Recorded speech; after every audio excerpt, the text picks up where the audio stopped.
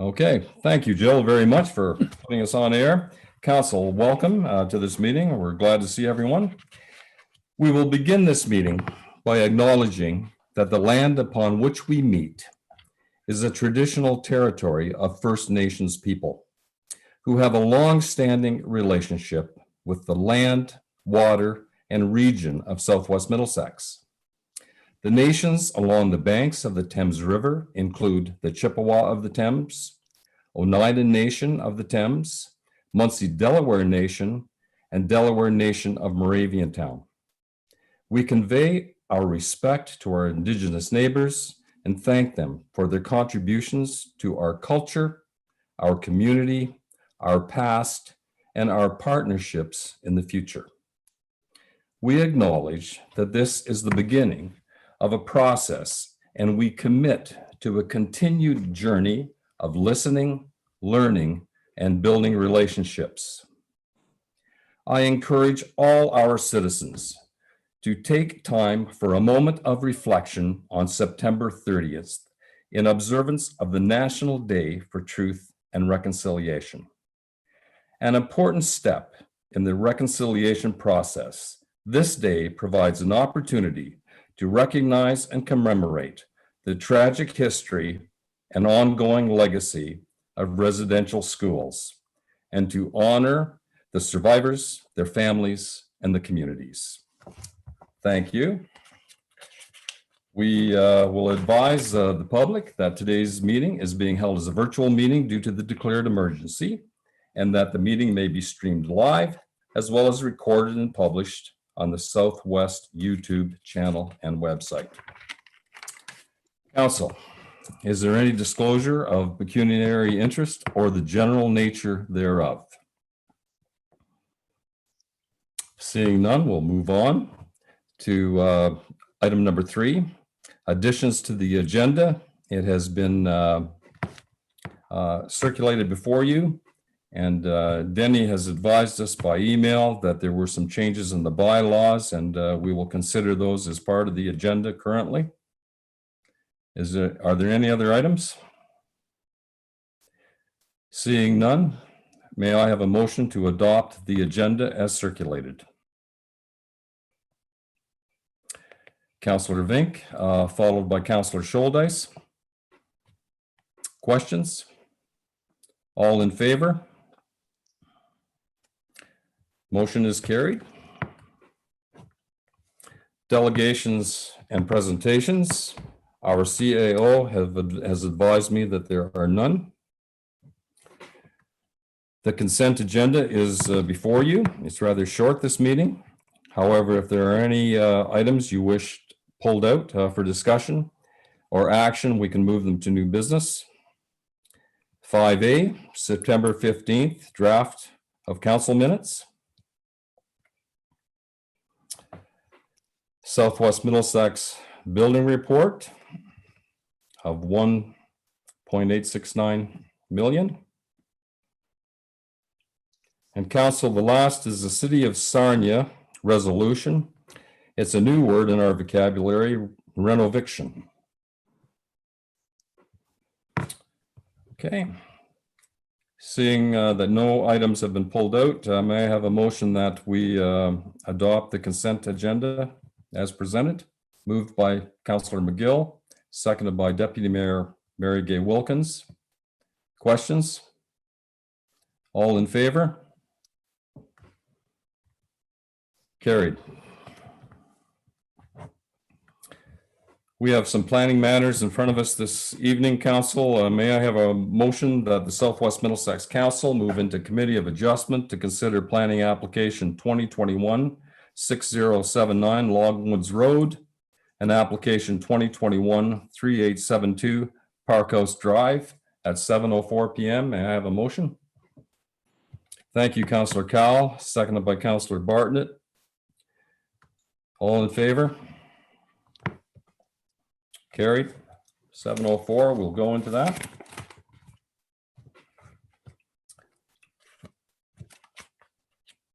We'll have an announcement of disclosure of pecuniary interest or the general nature thereof. Councillor, are there any members declaring a conflict? Seeing none, we'll move on in the committee.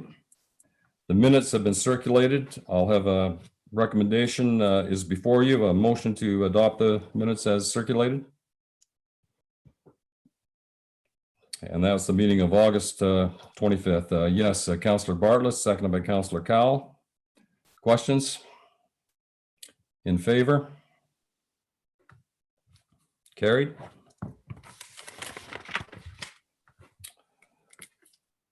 We're on 4A of the committee agenda. Stephanie, would you like to advise council of the purpose and effect of a planning application for consent 2021 6079 Longwoods Road? I'll hand the floor over to you. Thank you. I'm just going to share my screen. May I have permission to share my screen, please? Certainly will, and Jill may accommodate you there, or There we go. yourself. Perfect. All right, so as committee will recall, 6079 Longwoods Road was subject to consent B12-2020, which proposed to sever a lot with an area of 0.24 hectares or 0.59 acres. Subsequent to the committee's conditional approval in consultation with a qualified septic installer and the chief building official, it was determined that a new septic system was required. The applicant also advised the size of the lot to be severed was not large enough to accommodate a new septic system, and as a result, staff advised that a new application would be needed as the area being proposed is nearly double than what committee approved, and as such, the applicant has submitted the application before you this evening, which does propose to sever a lot now of 0.5 hectares or 1.2 acres approximately.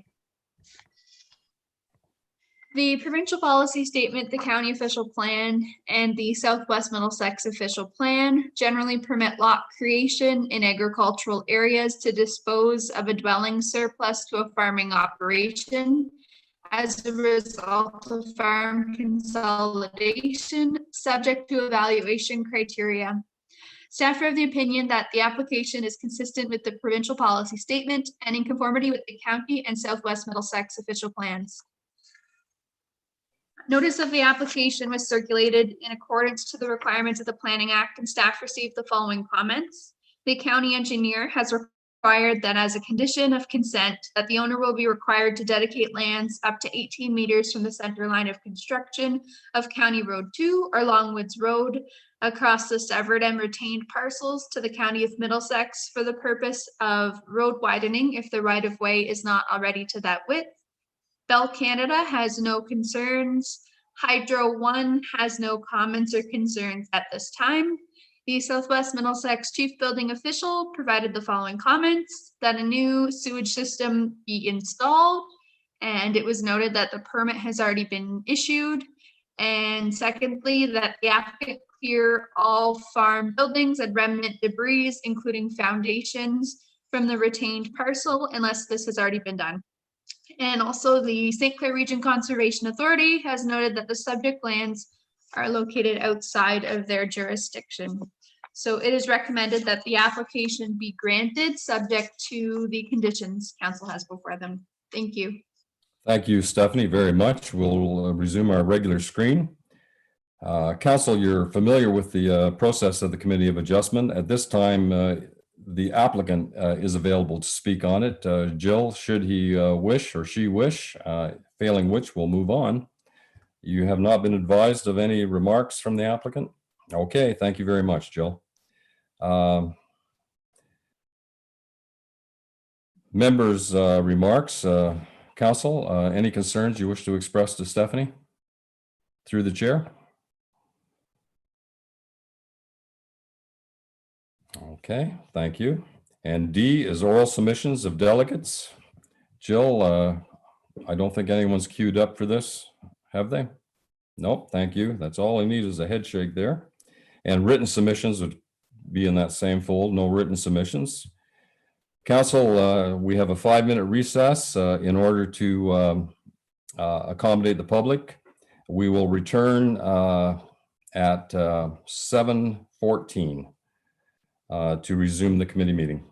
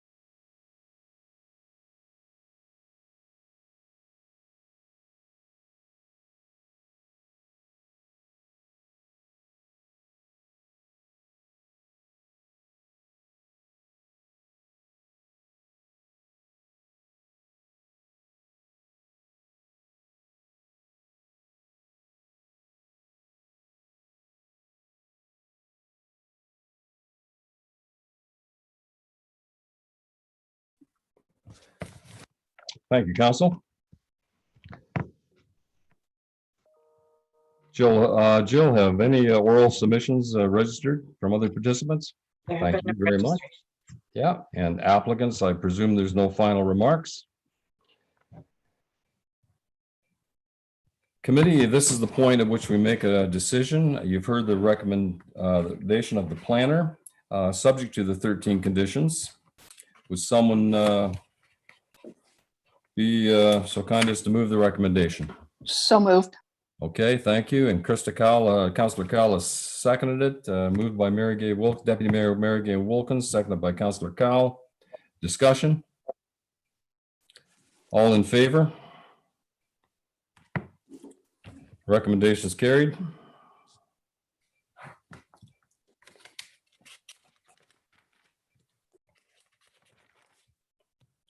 Stephanie, continuing on, we have consent application B10 2021 3872 Parkhouse Drive.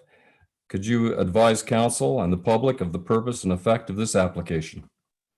I can.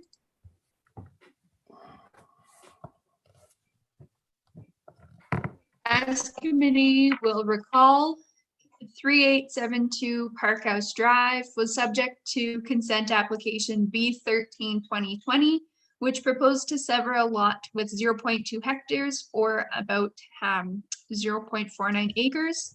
And subsequent to the committee's conditional approval in consultation with a qualified septic installer and the chief building official, it was determined that a new septic system was required. And the applicant was advised that a new application was also needed as the proposed area was double than what committee had approved. And so this application before you this evening is to sever a parcel with a size of 0.4 hectares or about 1.01 acres in size in order to accommodate the dwelling as well as the required space for a new septic system. Staff are of the opinion that the application is consistent with the provincial policy statement and in conformity with the county and Southwest Middlesex official plans, as the applicant has demonstrated farm consolidation and the proposed severed lot is considered to be an appropriate size to accommodate the dwelling and the services. Notice of the application was circulated in accordance to the requirements of the Planning Act, and staff received the following comments. Bell Canada has no comments or concerns. The county engineer has no comments. Hydro One has no comments or concerns. St. Clair Region Conservation Authority noted that the subject lands are located outside of their jurisdiction. And Southwest Middlesex Chief Building Official requested that as a condition of consent that the new septic system be installed. And it was also noted that the permit has already been issued. So it is recommended that the application be granted subject to conditions which council will have before them. Thank you. Thank you, Stephanie. The second part of the process, the applicant has a chance to speak on this. I presume I don't see them coming forward. Members' remarks, if you'd like to address them to Stephanie through the chair. Okay, I think I saw head scratches, but that's all, no hands up. Oral submissions of delegates, are there any? I'm just looking at, okay, and we haven't got that. Written submissions, are there any? Seeing none. Council and committee, we are at the comment recess now. We will again adjourn for 5 minutes and we will return at 7:24 to allow members of the public to express any concerns they may have. Thank you, Jill.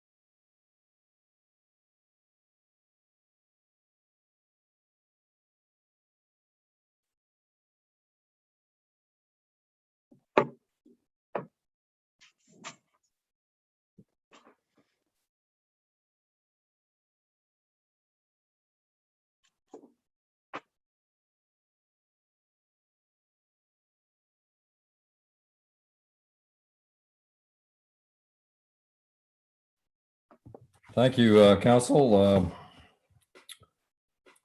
We'll proceed. Jill, there's been no written submissions or rather oral submissions. Correct. And applicants' final remarks, I don't believe there are any. And committee, the recommendation has been put forth to you previously, and of course it is subject to the 10 conditions the planner has stipulated. Would someone entertain a motion? Thank you, Councillor Scholdice. A seconder for that, Councillor Vink. Questions to Stephanie through the chair? Seeing none, all in favor?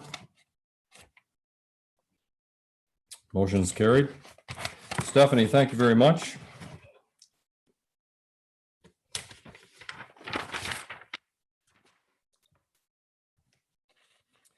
Future meetings, October 27th, committee. And I'll move the meeting adjourn at 7:26. And we return to our regular council agenda.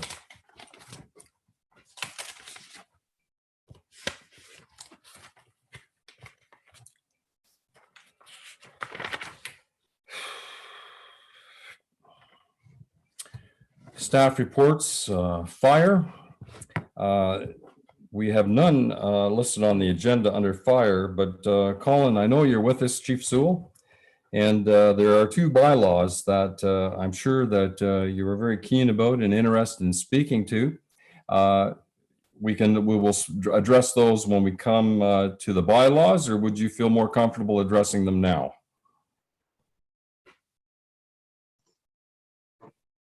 And if I don't get a response from the chief, council will refer to them in the bylaws. Yep. Okay, we'll move on with that. Administration report. There are. I think. Oh, yes. Did I miss something, council? Jill had her hand up. Yeah. Okay, So, Jill. Okay. Yes, Jill. Yeah. Can I? for sure. So yes, Colin will be available towards the end. We also have Chief Menzie available as well to speak to the fire bylaws being proposed. But we do have a public meeting for planning right now before we move into staff reports. All right. Okay, so council administration number one under administration is the application bylaw amendment. To Jill, would you like to take us by the hand on this, or Stephanie, and walk us through it? Or, I'll defer to Stephanie. okay. All right. I will share my screen.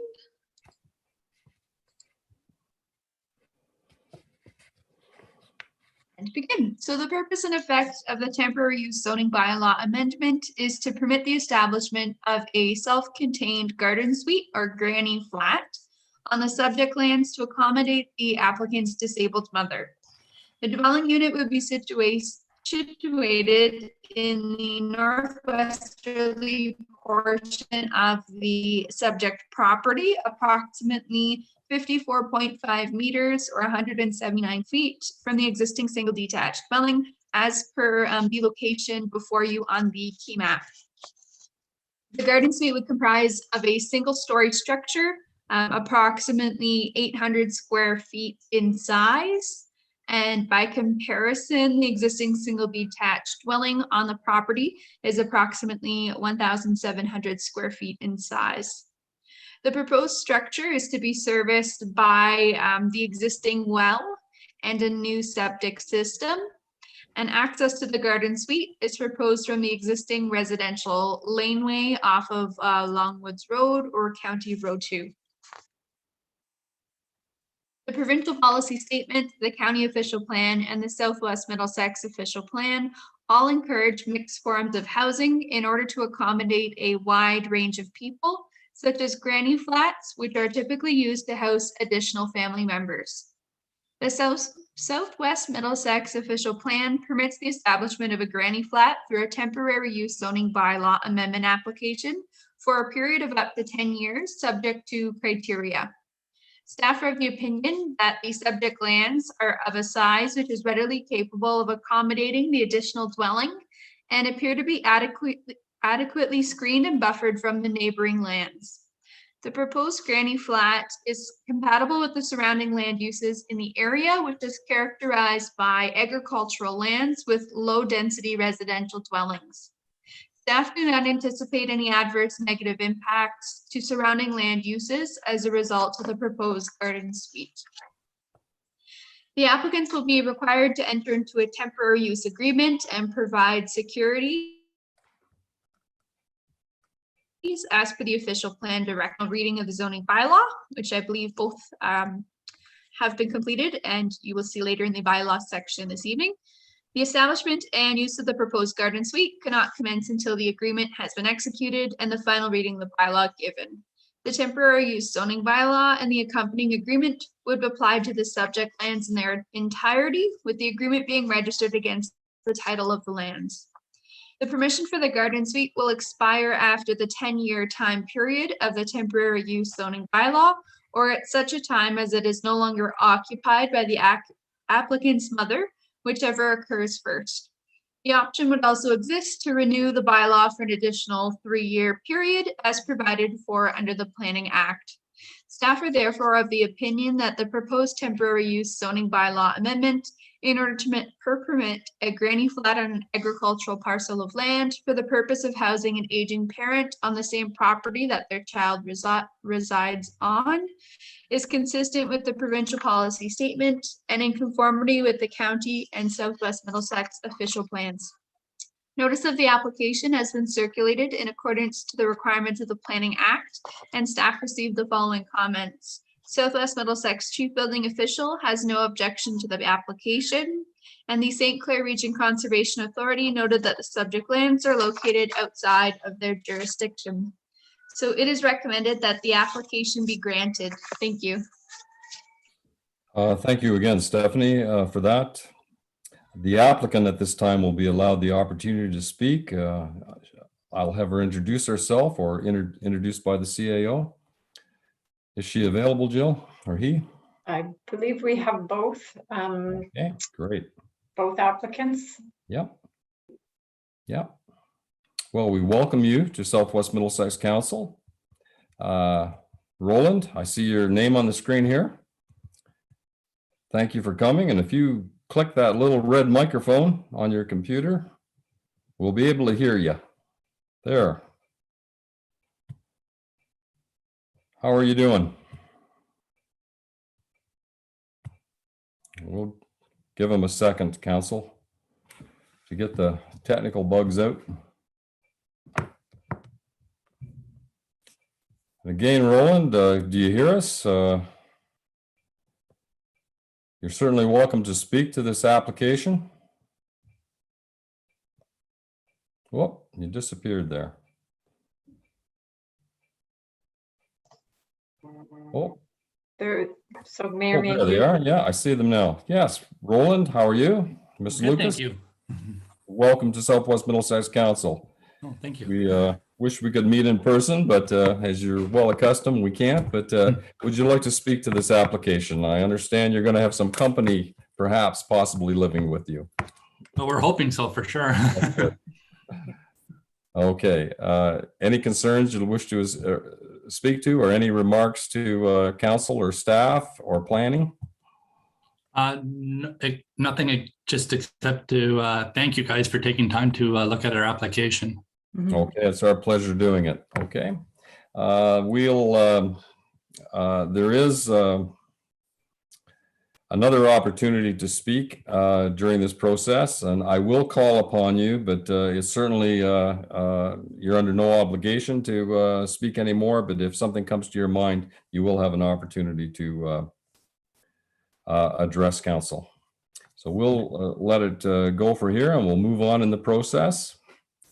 It's the time for the members' remarks. Council, are there any concerns regarding this zoning amendment that you would like to ask Stephanie through the chair?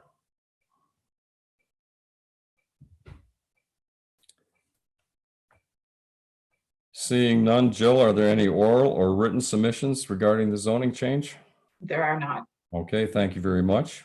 There's a comment recess. We will reconvene at 7:40. and ask if there, and we'll inquire if there's any other submissions. Thank you, Jill.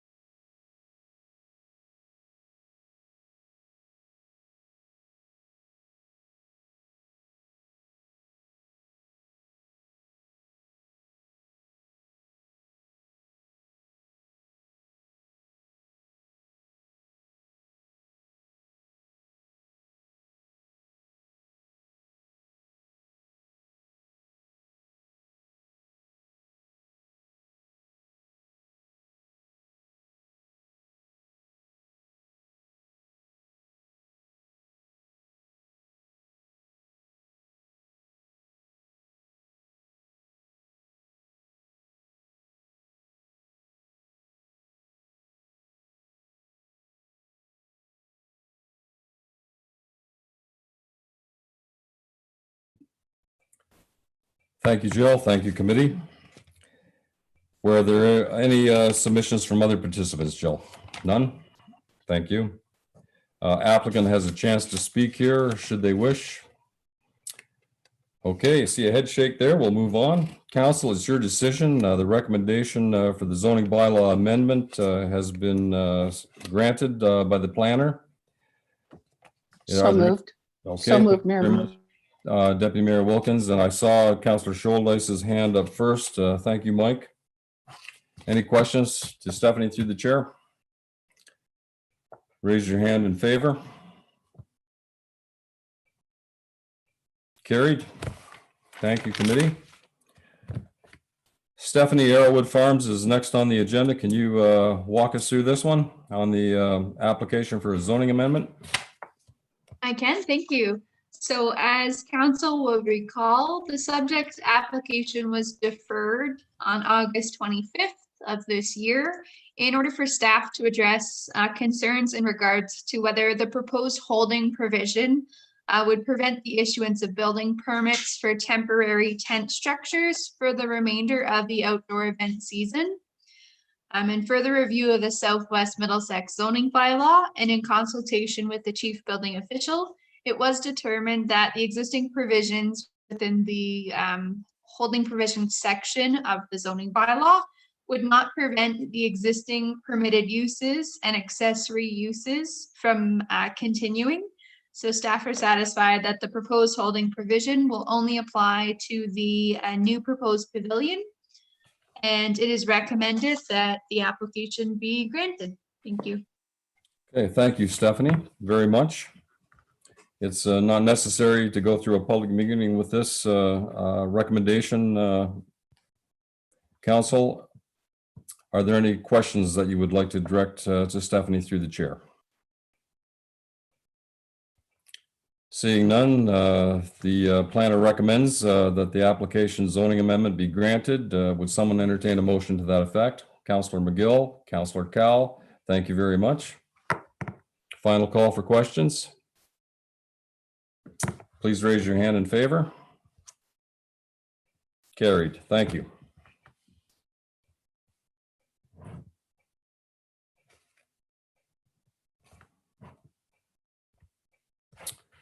HC is building. There are no reports, but in the consent agenda, there was about 1.8 million in permits issued. We appreciate that. 8D, finance is with us on the agenda now. Krista McGill, treasurer, would you walk us through your report here? I sure can. This report is just to establish a timeline for the upcoming capital and operating budgets.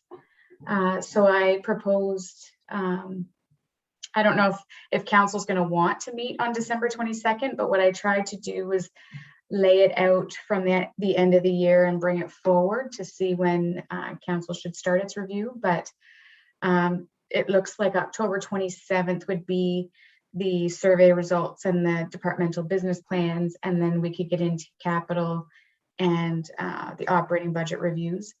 As in the last few years, we're hoping to have it done by the end of the year so that by January 1st, we hit the ground running with a fresh year and an established budget for staff to operate with. That's all.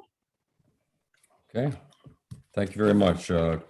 Questions from council. First, Councillor Cowell. I'll direct through the chair to Kristen. Through the chair to Kristen or Jill, I had brought up that the 22nd is Christmas holidays already, and that the schools will be out and the children will be home, and we'll be deep into our gingerbread houses and our cookies decorating. Is there any way that we can therefore have our budget meeting and our last council meeting moved up a week? I know that when we get to the end, usually it's discussions and planning, and it's not that we're receiving new content. So I'm always mindful that that does create a tight timeline for staff when putting together an agenda, but hopefully that is our last one and we're not receiving any new information. So I would propose that we would have it the week earlier. Thank you, Councillor Cal. Council, I'll open up to council. Is there any support for that? Yes, Councillor Vink, go ahead. Yes, I had a question, Mayor Allen. Since next year is election year, I don't think we could have the dates at the same time next year. And so I think it would be more advantageous to have these meetings in January, because these budget meetings are going to cover over a year's time. Okay. Thank you, Councillor Vink. Your opinion is welcome. We are aware of the benefits sometimes of getting prices in and getting our ducks in a row with discussions on the budget early as opposed to later. But your comments are noted. Going back to Councillor Cal's request for moving that meeting, is there any support for that, or does anyone entertain a suggestion or to firm up a date? Yes, Deputy Mayor Wilkins. Thank you, Mayor Mayhew. Personally, I like the way we've been doing it the last few years, and I see no reason to change it at this stage. And I also have no problem with moving that meeting and that date up a week. We, as a rule, have never had any meetings once holidays start for the schools. So I don't have any problem with that. Thank you. And Councillor Cal, just to clarify it, then that would be moved to the 15th to convenience you. Is that correct? Not just to convenience me, but even many of our staff take time off over that week as well. So it would just be so that everyone could be focused on their. Yeah. I'm just extending the courtesy to firm up a date, so we have it. There hasn't been a date mentioned, so the meeting before that would be the 15th. Correct. Okay. So, council, would someone entertain a motion that the dates be accepted as circulated in the agenda, with the exception of December 22nd being moved to December 15th? I'll make that motion. Okay, thank you very much. And I see it's seconded by Councillor Bartlett. Is there any discussion? Seeing none, all in favor? Thank you. And Councillor Cowell, I think that's a good idea.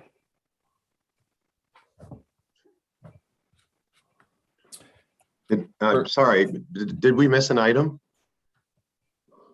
Not that I'm aware of. Did I? The date, proposed budget meeting, finance. So Mayor Mayhew? Yes. We jumped over procurement. Okay, we did jump over procurement. My goodness. I just got so excited. It was my turn. Yeah, we did. Administration. Gosh, that's got to be a pretty tiny spot on here. It certainly is. I have so many sticky notes on here, Jill. I apologize for that. And Greg, thank you very much for bringing that to our attention. Council, this is an interesting report Jill has made. A very important report, probably one of the most important. Just to put some context into this, I approached Jill on this approximately 18 months ago, that it was a concern of mine and that it should be examined. She has put a lot of work into it, some research on her neighbors. And Jill, I'll let you introduce this to council. I apologize for missing that on the agenda, but you go ahead. Thank you, Mayor Mayhew. But thank you, council. This, as the mayor has indicated, is something that we've been in conversation for quite some time. Both myself, as well as pretty much all of the senior management team, have had the opportunity to have some meetings and discussions with mayor over the last year and a bit, as he noted, as well as with the deputy mayor to talk about what would work within Southwest Middlesex for staff, and from a political perspective, they provided that guidance as well. So we truly appreciate that. Section 270 of the Municipal Act spells out that there are a number of policies that council has to have, and council and the previous council have been working away through ensuring that they've got required policies or updating those required policies. So this is one of those ones that we have left to review, and staff are proposing some changes to update this. The last purchasing policy was back in 2014, and certainly I think council would agree it's appropriate to take a look at these at least every term of council.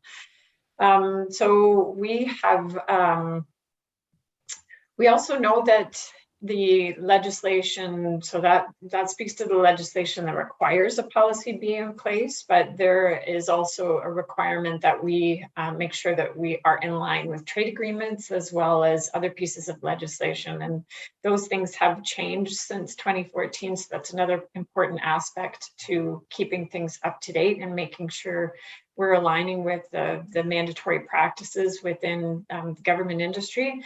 I would say probably from some of your perspectives, government procurement seems a little more complicated than private industry with all of those different things that we have to keep in mind.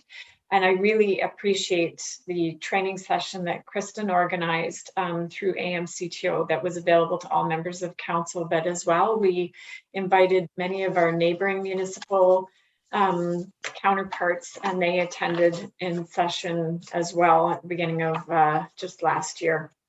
So as I mentioned, we've had meetings and discussions with the mayor and deputy mayor about moving forward. So I appreciate all of their time and effort and energy and looking over drafts and giving us their advice. We appreciate that. Council also specifically asked for a vendor performance process. So that was drafted and included in this policy as well. So I think you'll see that that's fairly comprehensive and in line again with what the industry standard would say about how long of a length of time a municipal government could disqualify a past vendor for performance issues. So I've had legal take a look at this. This is an important document to have a legal review of. And they have confirmed that it aligns with the current statutes and the trade agreements that we're responsible for following. And within that sort of a lengthy report, I would say I was trying to give a lot of detail for council's information. But I did focus on what I thought would be of most interest to council to really have a full understanding of the appendix of where we are recommending in the draft that what the procurement process is, where the range is for that, who has the purchasing authority and who has the document execution. So I was trying to make that as simple as possible, not only for this evening's discussion, but also for staff so that they understand, and for those who are potentially bidding on providing us with goods and services so that they have a clear understanding of how our procurement policy works. So that's why that aspect of it was included right into the report. And then with respect to our neighbors within the county, I've spoken or had their staff share with me their procurement policies as well. Many of them have updated them since that training session. So they also appreciated the fact that Kristen helped to arrange that, and they've gone back and updated their policies to help line up.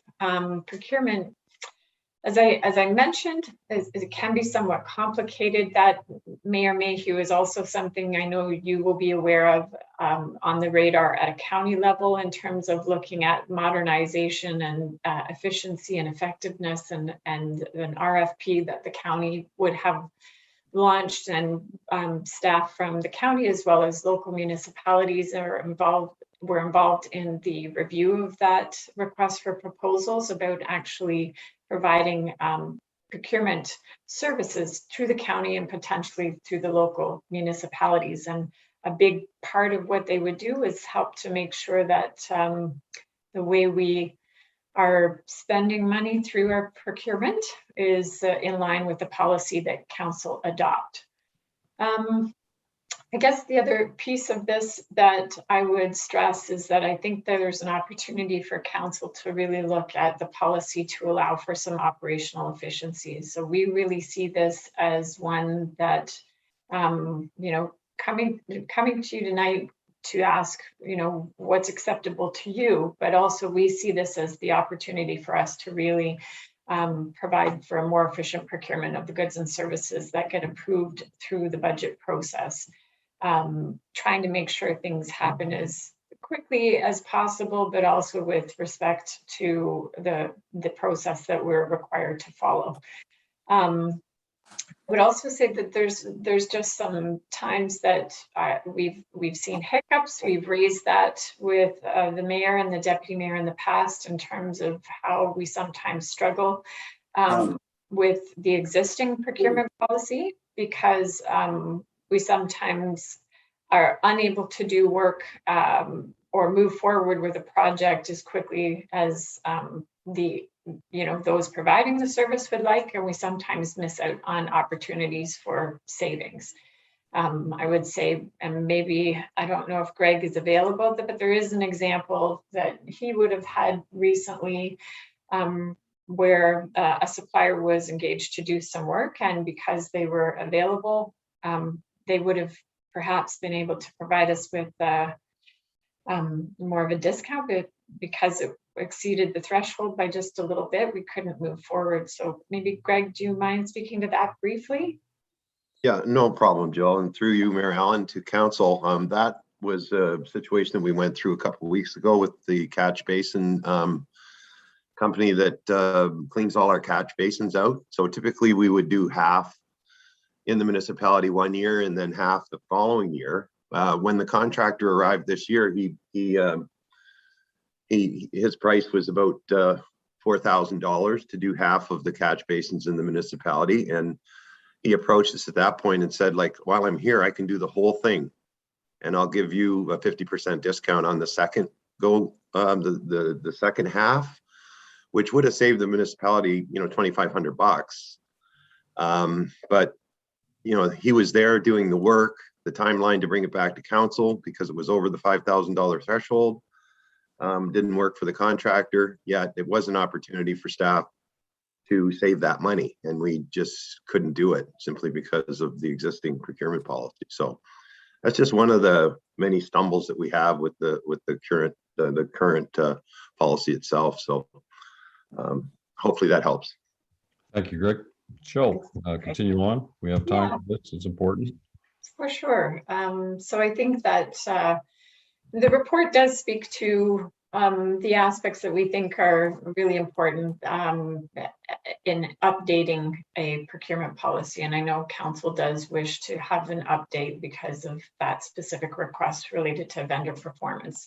But it also helps us to manage risk. And one of the things I noted in the procurement policy or the report on this is that you would see within the municipal sector, the majority of the challenges that come towards municipalities, if they're not related to slip and falls on sidewalks, they're related to procuring and challenging and making, industry saying it wasn't as clear as it could be. So making sure it's as up to date as possible and clear as possible and spells out what will happen in each situation is an important aspect. But not only that in terms of risk management, but you also would see in a procurement policy the opportunity to identify some of those things that are important within the sector. So accessibility is noted in the policy. There's also opportunity to speak to environmental and climate change implications and encourage use of sustainable goods and services through this type of a policy. So that's my report. I've had some questions from council members that circulated the existing procurement policy, which is called the purchasing policy. And shared that. That's, I believe, on our website at the moment for the public's awareness. But this is a change, but a move forward. And I do really appreciate all the time and energy staff have helped me with in pulling this together, and the time that the mayor and deputy mayor have spent discussing this with me. So I'm available for any questions. Okay. Thank you, Jill, very much. Councillor McGill has his hand up first, followed by Councillor Cow. Yeah, thank you, Mayor Mayhew. Through the mayor, can I ask Jill or Greg? I think I know the answer to this one, but all of these amounts would have had to been approved in the budget already, except for what, maybe the low value purchase? Is that correct? Jill, I'll let you answer. Yep, go ahead. Sure. Yes, you're correct, Councillor McGill. The for projects and project-specific capital items, new services that we're going to retain, those are all going to be approved in the budget. The low-value items tend to be operational, so it's also included in the budget. So it's, you know, it's within the budget. It just, we don't necessarily go through line by line to talk about purchasing paper, et cetera, in the budget process. It's within general operations for the office, and that's how that gets approved. So all of it's approved in the budget, and that's how we would move forward. Thank you, Jill. Councillor Cowell, go ahead. Chair, either to Mr. Storms or Jill, I wondered when looking at this, does this open us up to the opportunity to source locally more often because we don't have to put it out? So in some cases, perhaps with a low value or an informal request for quotation, in my mind, I was thinking of the different gardening situation we were planning for the downtown, and I had a local business reach out to me and say, well, when this process comes up for tender, I'd like to be made aware of it because I'd like to be to participate, but I've never done a tender before, so I don't know, you know, how to do that, but, you know, let me know and I'll try and figure out. So my question is, does this make it easier for local businesses to participate and make it easier for us to choose local? Thank you, Councillor Cowell. And Jill, go ahead. It'll speak to that. Sure. I appreciate the question. It is a delicate situation in that we are obliged as municipal governments to ensure that we are in line with the Discriminatory Business Practices Act. So there, you would see in many pieces of procurement documents, not all of them, but many of them will talk about local preference, and they'll be specific to say that no local preference is allowed. That exists in your current policy as well. That's in line with that particular piece of legislation. And because the point of the trade agreements and free trade is particularly with government tax dollars, is to try to get the best value for the public money. And that's the idea of opening it up.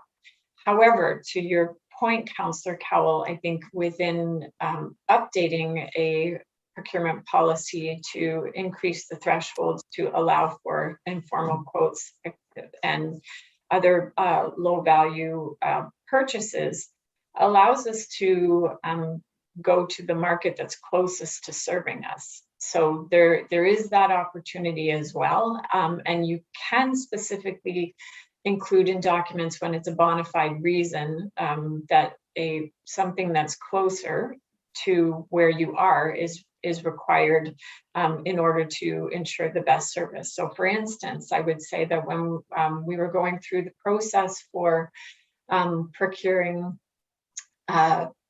like pre-qualification for the bidders for the daycare, one of the qualifications had to do with the distance traveled, and that was part of the evaluation, so that we knew that the service we were going to get from the contractor for the construction side of it wasn't going to be 6 hours away, so that they would then not be able to respond quickly if we had an issue like a rain event where we needed some damage to be repaired as a result of the significant rain.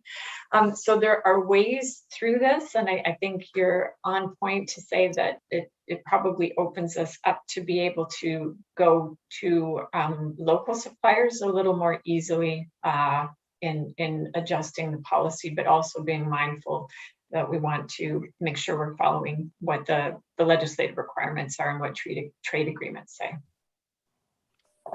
Thank you, Jill. It does, however, give if the the recommendation was enacted, the suppliers we choose would not have to go through a burdensome tender application if that amount was increased. But it's a very good question, Councillor Cowell. I appreciate that. Councillor Vink, go ahead.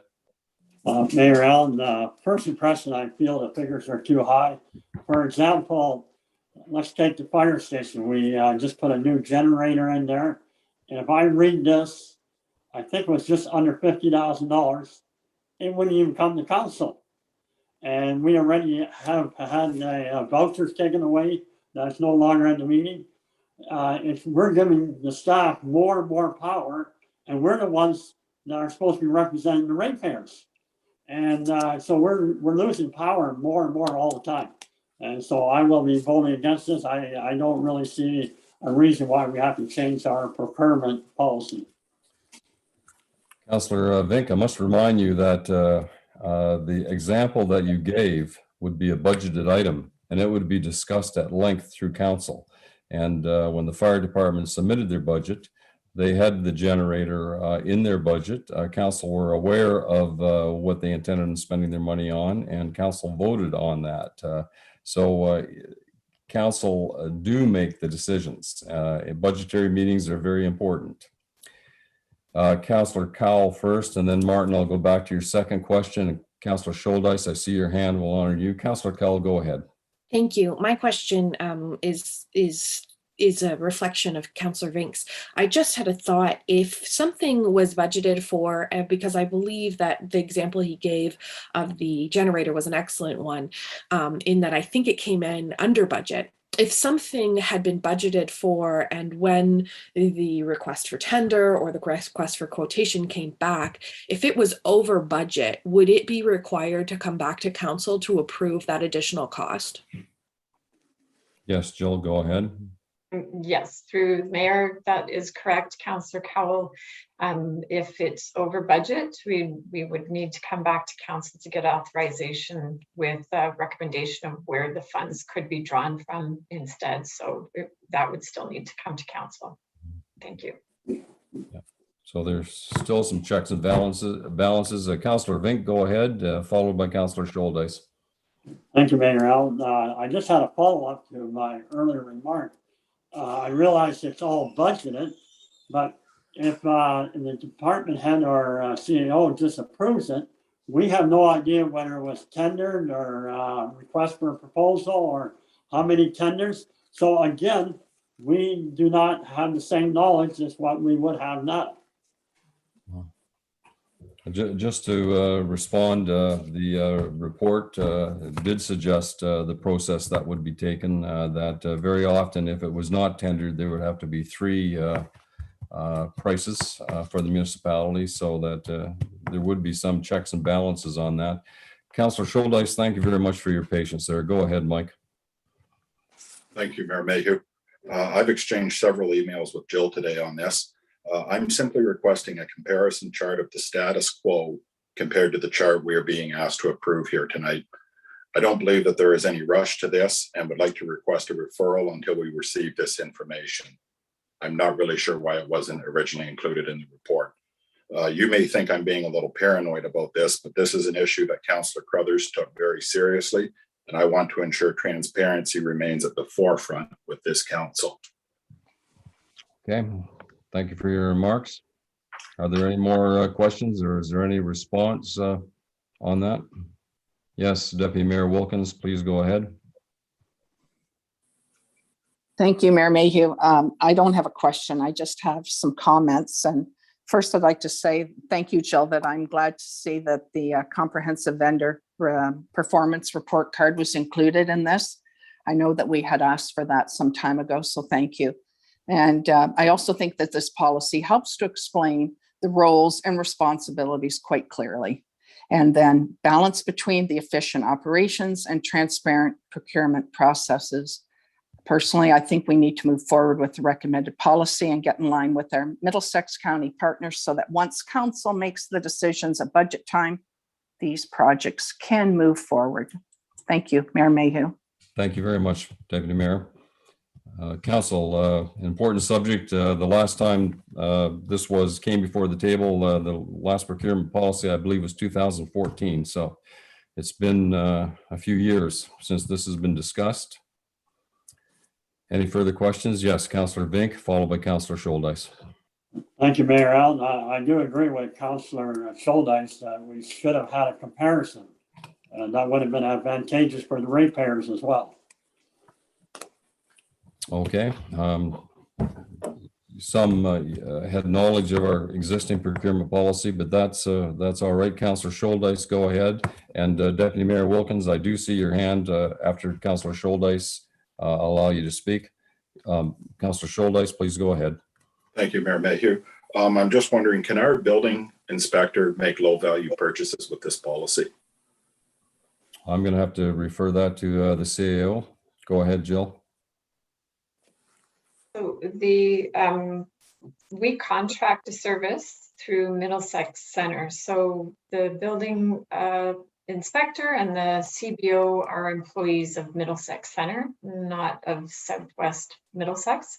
So if there was a cost associated with delivering the service, it's outlined in the agreement that we have with Middlesex Center. So it would not be something that they would be making purchases and accessing budget dollars from Southwest Middlesex Council on their own. It's through that standalone agreement that Council has adopted and approved.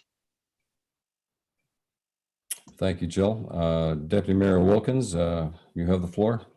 Thank you, Mayor Mayhew.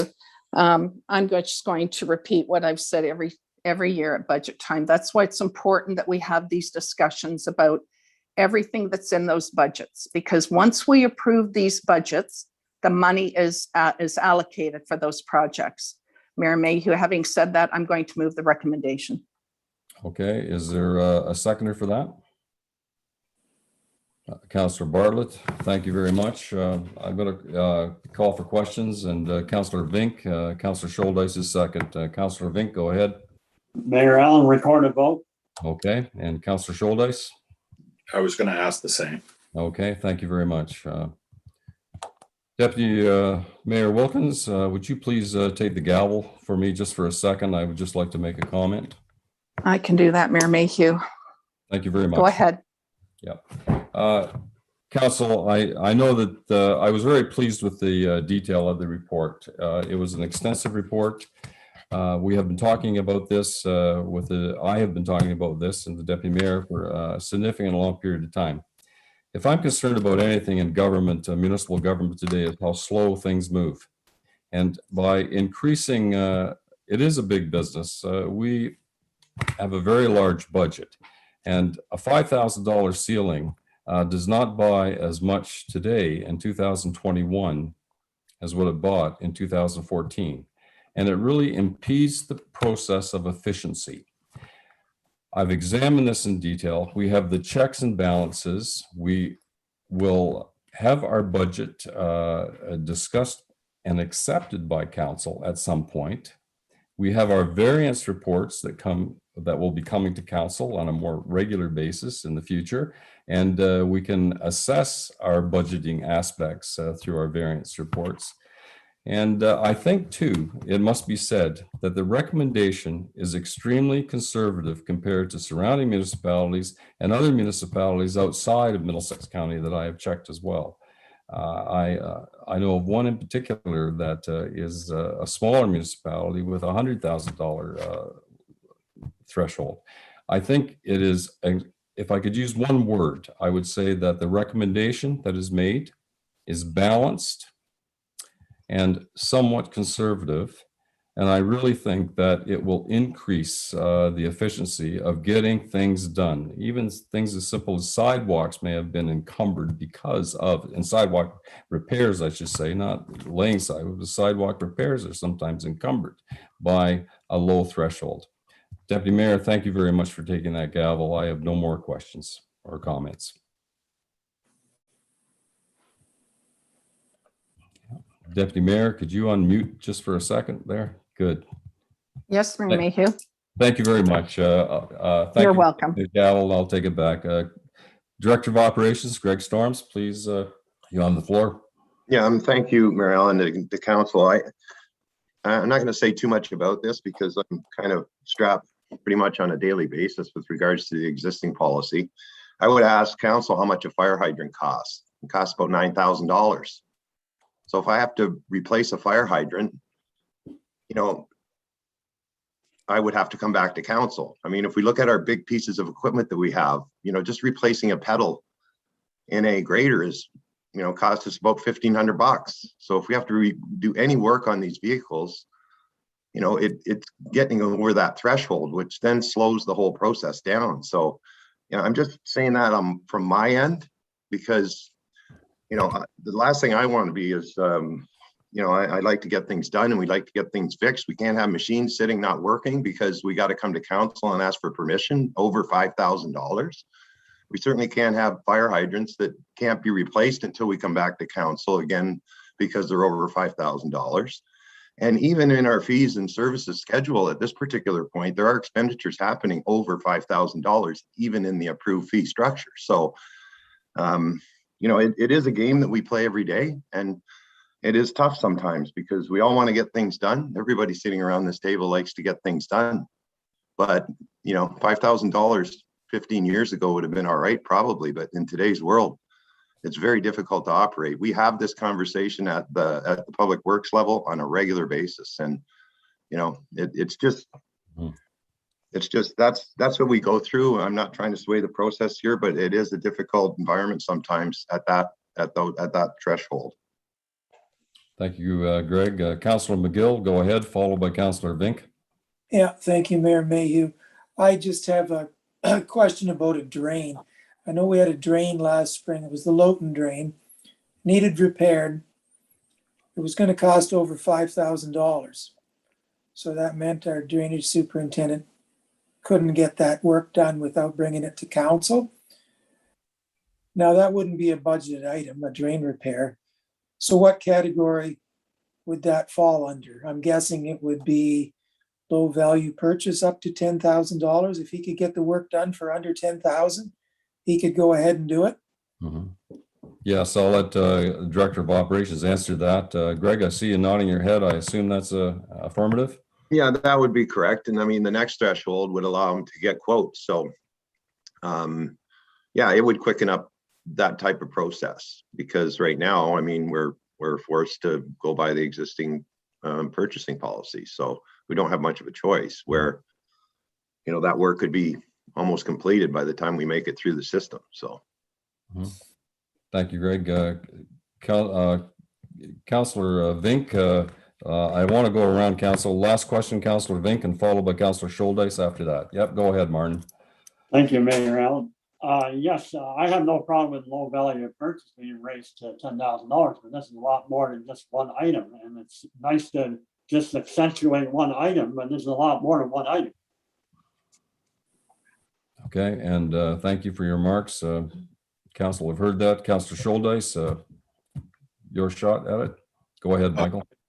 Thank you, Mayor Mayhew. Could I make an amendment that we include all proposals, tenders, and quotations into the consent agenda each month so that council can see and know what's going on, as well as the public? That would have to be examined by staff, and certainly the mover of the motion, Deputy Mayor, and the seconder, Councillor Bartlett, if they would like to speak to that. I understand, Councillor Scholdice, your suggestion there that we are made aware of that. Generally in staff reports, I would hope that they would give them in their reports as opposed to the correspondence. I would, if something, an emergency came up and they had to spend $10,000 or get 3 bids on something that would cost $25,000, I would hope that it would be in their reports. But Jill, can you help me out on this? Yeah, I think it's kind of a deviation from regular procedure to have that.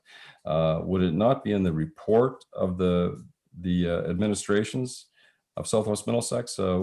Any comments regarding that? Sure, through you, Mayor Mayhew. So as I noted earlier with that question that was received by email, I'm not aware of any municipality that that puts RFPs or RFTs or RFQs on the council agenda package. When you have the formal request for of those three, when you have the formal request, you are typically going through the public process and it is posted publicly anyways. So I wonder whether or not it's just an update regularly that of on our website when something gets posted that you're looking for. Just trying to understand the intent so that we can find the fit that best suits what it is that you're trying to resolve. Okay, thank you, Jill. And Councillor Scholdice, last question. Thank you, Mayor Mayhew. The policy speaks to openness and transparency. And I think by listing them in the consent agenda, we are showing the ratepayers that we are being just that. There's no reason why they shouldn't be able to view them. They're in the consent agenda, and it will take no extra time at council meetings because it's part of the consent agenda that can be approved, but it's there for everybody to see then. The only thing I could ask is that the mover and the seconder of that motion make that amendment conditional upon staff investigating the protocol of that suggestion, failing which it isn't. Deputy Mayor, yes, go Mayor ahead. Mayhew, I Yeah. would just suggest to Councillor Scholdice that if this does pass, that he could make a motion after. Okay, oh, that's fine. That's fair. Yep. Okay. Okay. All right. Last call for questions. There's some councillors that have not spoken. Councillor Cowell, go ahead. I just wanted to say that I'm mindful of Councillor Scholdice's comments. Oftentimes when people ask for more information or more time to make a decision, we've done that in the past when we want a little bit more time to consider or to do a little bit more research ourselves. So while I'm prepared to make a decision tonight, I am mindful that that is, it is something we've done in the past, and it would have been something I would have supported tonight. Yeah. Okay, there's the odd little connection that's kind of going out on. I noticed Stephanie broke up a little bit, and Councillor Cowell, I missed a few words there, but I get the context of what you're saying there. Thank you very much. Okay, Council, you've heard the motion has been made by Deputy Mayor, moved by Deputy Mayor Wilkins. It has been seconded by Councillor Doug Bartlett, if I remember correctly. I'll call the question, and this is a recorded vote, I believe. And Jill, I'll hand it over to you. If you're ready, then very good. Thank you, Mayor Mayhew. So the request for the recorded vote will stick with the process of going around the horseshoe. So Councillor Vink was the one to request that. So Councillor Vink? No. And Councillor Bartlett? Yes. And Councillor Scholdice? No. And Deputy Mayor Wilkins? Yes. And Mayor Mayhew? Yes. And Councillor McGill? Yes. And Councillor Krista Cowell? Yes. And the motion carries. Okay, thank you very much, Jill. Okay, now I jumped over an item there. We have that. Finance has been approved, and Greg, thank you for pointing that omission I made out to me. I'll let you introduce Lethbridge Road to us at this point. And I understand that you've had conversations with some of the landowners, and if you'd like to apprise council of that, it'd be great. Yeah, and thank you, and through you, Mayor, on the council, as council's aware, in July, I believe, the past summer, council asked that with regards to Lethbridge Road, that staff speak with the landowners that were affected on the road. There were 3 landowners. Jill and myself had a session with 2 of the landowners, and I spoke to one directly myself. The options were shared with the landowners, and the consensus that was reached between all parties involved, including the Southwest Middlesex Road Authority, was to resolve the issue on Lethbridge Road by a new drain. So under Section 4 of the Drainage Act, this was the wish of the landowners themselves. The other issue associated with this that was discussed with them was private access to their properties for the long term. And we certainly vetted that particular type of situation with the legal counsel for the municipality, and that type of agreement is totally possible. I also shared the staff report with the landowners as well prior to coming to council. I received one response back for two of the landowners, and they were very clear that this was their right, and this is what they would like to do to move forward to resolve the issue. So the two areas would be to resolve the drainage issue. That would be done under the Drainage Act, and then Jill and myself would work on getting an agreement together, a long-term access agreement for all the three of those properties. I do have a suggestion for council as far as the resolution. If they were happy with the report that I've given today, and that would be that staff be directed to initiate the process for a private access agreement with the landowners on Lethbridge Road, and that staff initiate the process of closing this road, officially closing the road itself.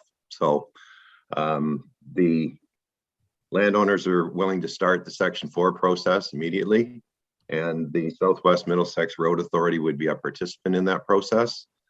I know council knows that the user pay system would apply to everybody involved, and all the three landowners were quite happy that this would not only resolve the issue for their lands of having legal outlet of water, which nobody does, and as well that the municipality would look at a long-term access agreement so that they would have and enjoy their properties that this road services. So I am open to questions, and that is my report with regards to Lethbridge Road. Thank you, Greg. I've made note of your recommendation as an example, so I will bring that before council again if you need it expressed again. Council, and I thank you, Greg, for the work. I know you did a lot of work on that, and Andrew as well. Questions through the chair to Greg. Thank you. Councillor Vink, go ahead, please. Thank you, Mayor Allen. I had a phone call from a partner of one of the owners last night, and I believe that the Section 4 is no problem whatsoever. As far as the rest of the report, there's no reason why that can't come back as a separate report later on. There are two different issues, and from having that conversation with the person I talked to last night, I don't agree that the third person is in agreement with this at all, with private access. So anyway, that's why I feel that the responsible thing to do is to go ahead and pass Section 4, and then the rest of the report can be brought back at a different time. Yeah. Thank you. I'll remind the councillor too that the instruction of council was to talk to the landowners, and that was done. All right. So third party access to the land is an issue between the owner of the property and his partner. Greg, go ahead. No, I was just going to mention that we talked to the legal owners of each property. We didn't speak to any renters or, people that they permit to access their properties. That's their business, not ours. And we dealt directly with the people that own these three properties. But should the agreement be drafted, it's the staff be directed to initiate the process through a private access agreement. That agreement can say something to the effect that tenants of the property have access to this at any time, or you could put friends and family or something like that in it as well. So it is an option available, and it'll go through a legal process. Jill, thank you. And followed by, do I see Councillor Scholdice's hand up after Jill's? Jill, could you pause for a minute? I'd like to recognize the councillor first there. Michael, go ahead. Thank you, Mayor Mayhew. I'll second Councillor Vink's motion. Was that a motion he made? I believe it was. I didn't think it was.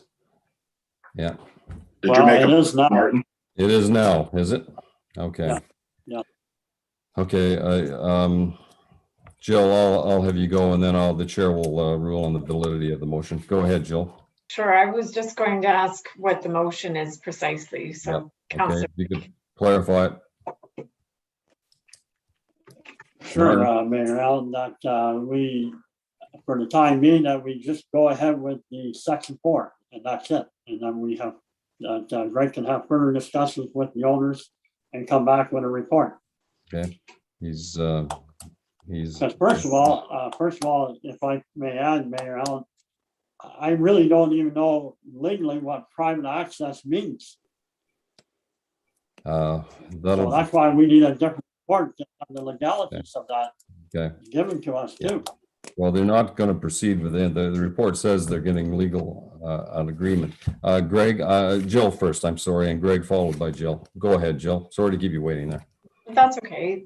So I guess I would just add, there is not a requirement for council direction with respect to the section 4. I think, as Greg noted, the landowners are willing to initiate that, and even if they prefer not to, the road authority can. So it's, but as I understood it, the landowners will be moving forward with a petition and signing a section 4, or one of them.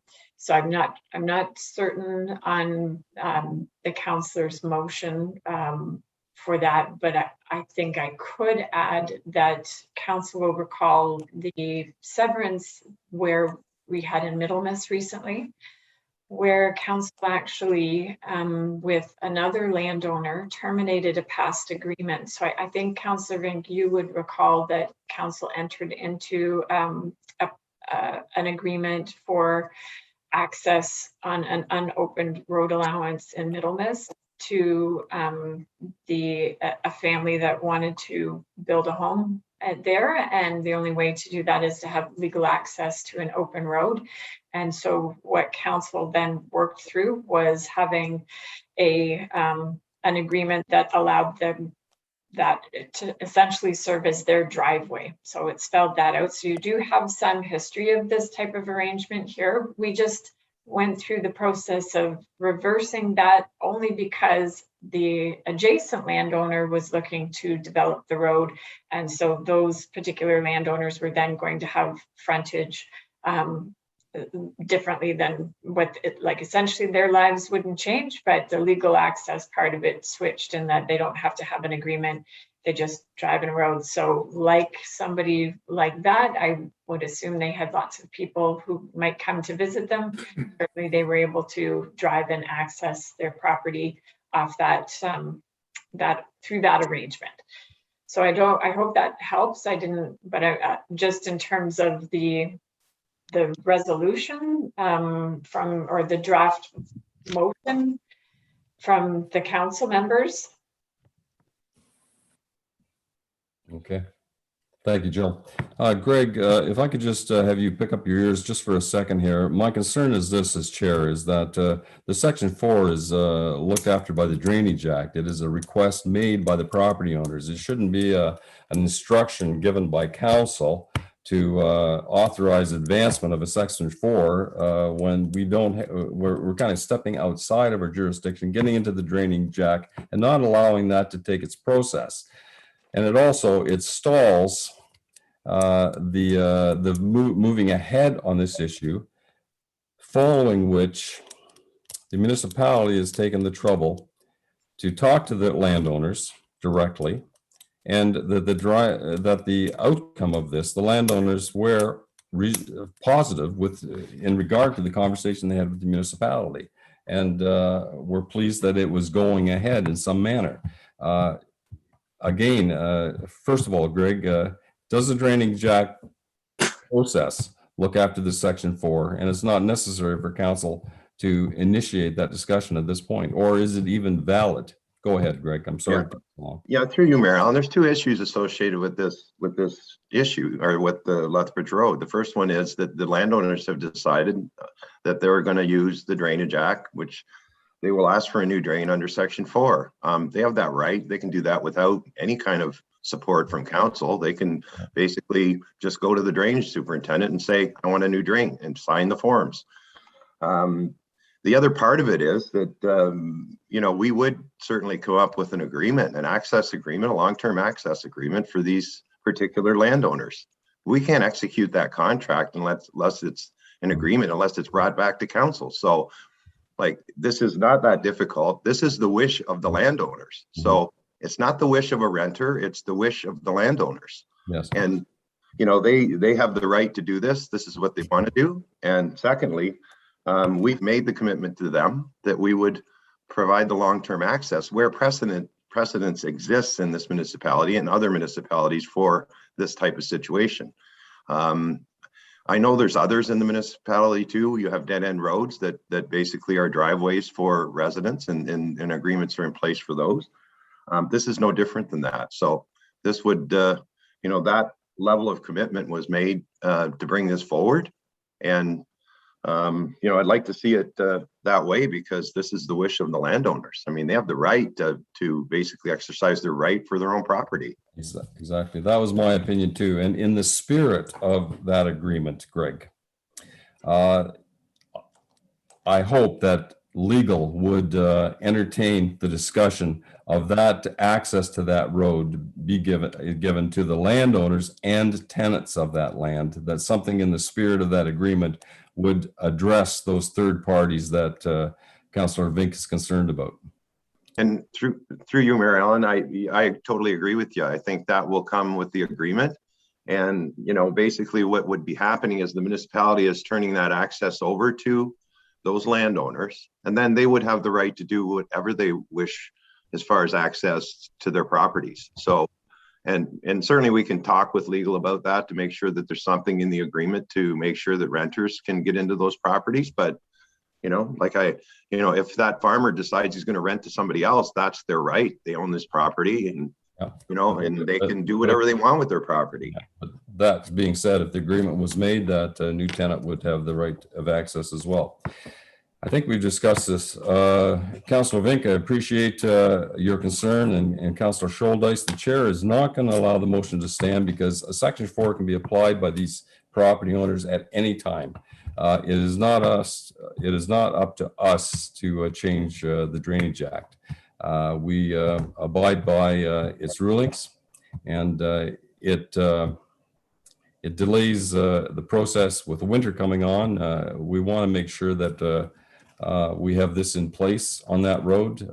If you can call it a road, I don't know how many councillors have been out to look at Lethbridge, but it's really a grassed pathway in parts at times. Anyway, the chair rules that the motion does not stand. Council, is there any further recommendations? Deputy Mayor Wilkins? Thank you, Mayor Mayhew. Greg, I'd just like to thank you for all the work you've put into this. And I'm happy that you report that you spoke to all the owners that are involved in this. So can I assume that the partner that Councillor Vink is talking about is actually a renter of one of the said properties?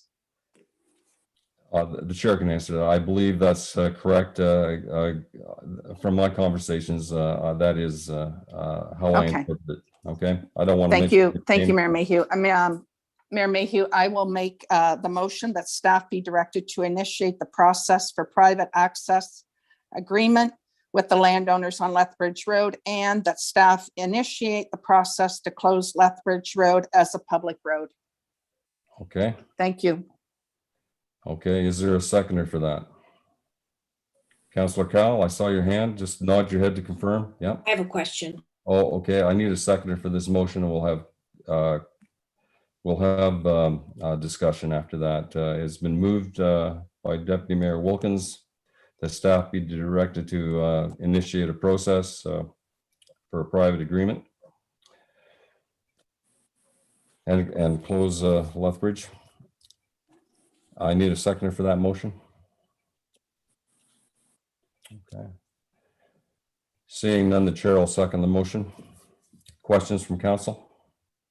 Go ahead, Councillor Cowell. Thank you very much, and thank you for your patience there, followed by Councillor Vink. My question was clarification. So with this process of coming to a negotiation and coming to be closing the road, will this come back to council for us to discuss and to decide on, or will this now be terminated? So for me, like that, I kind of wanted to ask my question before I seconded it, but that's fine, we got one.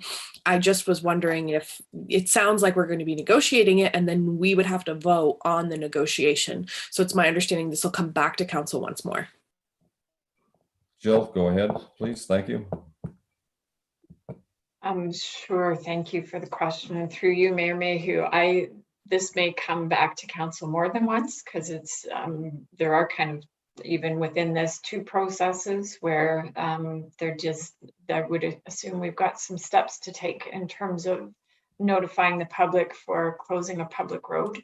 But then a separate agreement would certainly come before council to be discussed. And we would not want to put forward any kind of an agreement as staff that the landowners aren't satisfied with, nor what we think on behalf of the municipal corporation. So we'd want to come forward with something that each party is able to move forward on. And then get council's feedback and input into that agreement. So definitely things would come back to council and perhaps more than once. Okay. And council would have the opportunity to discuss that and make recommendations. Thank you, council. I don't want to miss anyone's hands. Mike, I hope I'm not overriding you there. Did you have a question? Okay. Councilman, go ahead. Sorry, were you talking to me, Alan? Yes, I was, Martin. I thought you had a question. Perhaps not? Yes. Yeah, yes. Go ahead. I just don't understand because there's 4 options why we have to talk about closing the road before we have a legal access report. And that's my question. We should have the legal access in writing before we would close the road. Jill, I'll let you answer that. I'm so puzzled by the question, but go ahead. So thank you, Mayor Mayhew. I think if I understand the question, so there is some urgency to really making sure that we are doing our due diligence with respect to what's happening on Lethbridge Road. So there's been, once it's been brought to our attention, we've had some discussions at council, and staff have tried to make things safe and appropriate for the folks that are using that particular road right now for accessing those properties. But right now it sits as an open road and it is currently not up to an open road standard. So there needs to be some direction as to how council wants to proceed before we know what to do. If council were to wish for this road to stay an open road, and we would need to come back with some recommendations about engineering and what kind of capital costs and investments to bring that up to an appropriate standard. And then council would have to decide on what that standard is as well. So I think we're looking for the direction right now so that we can be clear on the next step that we are taking. And this is somewhat around mitigating the risk associated with the property right now, which has kind of been why this has come forward. The mayor did note, and many of you will know, that it's not in the kind of shape that other normal, even gravel roads are in our community. It's so we just have to take some responsibility and proceed as council directs. Okay, thank you very much, Jill. Councilor McGill, go ahead, Mark. Yeah, I'm willing to support this motion, and I just hope people don't get afraid by the word closed, because all we're talking about is closing the road to the public. The people that own the land down at the end of that road and on both sides of that road can still use it. Their tenants can use it, their guests use it. These people are not asking for the road to be brought up to the same municipal standard as our other roads. And yet, if it's left an open road, I think we're almost legally obliged to bring it up to that standard. So I'm willing to spend, I think probably the municipality will probably end up having to spend about $30,000 for our share of that culvert under the Drainage Act. And it will take years and years of taxes off that little bit of land at the end of the road to recoup that. But I'm willing to do that, but I wouldn't want to be spending, say, maybe a couple $100,000 to bring that whole road up to the same standard as the rest of our roads in Southwest Middlesex. Nor do I think the landowners even would expect us to do that. That's all I'd like to say. Thank you, Councillor McGill. Yeah. And that 200,000 may be conservative to make that up to standard. Last call for questions. The recommendation has been moved by the Deputy Mayor Wilkins. It has been seconded by the Chair. I'll call the question. All in favor of the recommendation that staff be directed to initiate the process for a private access agreement? All in favor, raise their hand.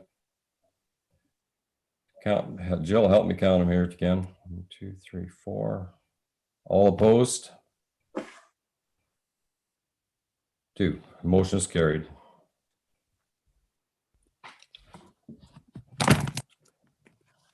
Thank you, Greg, for that conversation. It has been an issue that has been going on for a very long time. And perhaps we're getting somewhat closer to closure on it. And I like when the private individuals are engaged in the conversation. Greg, the next one is a speed limit change. Could you give us some background on that? Yeah, certainly. And through you, Mayor Allen, to council, this one should be fairly straightforward. Involves 2 roads, Riverside Drive and Middlemiss Ave and Middlemiss. With respect to Riverside Drive, we had received a request from the owner of the paintball facility and the owner of the blueberry farm that sit right at the beginning of Riverside Drive.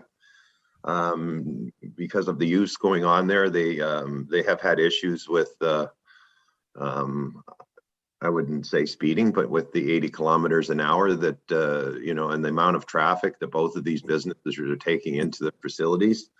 And we were approached to see if we could get a reduction for that small corridor, you know, from Melbourne Road to, you know, I had provided the mapping. It's just down from the paintball place.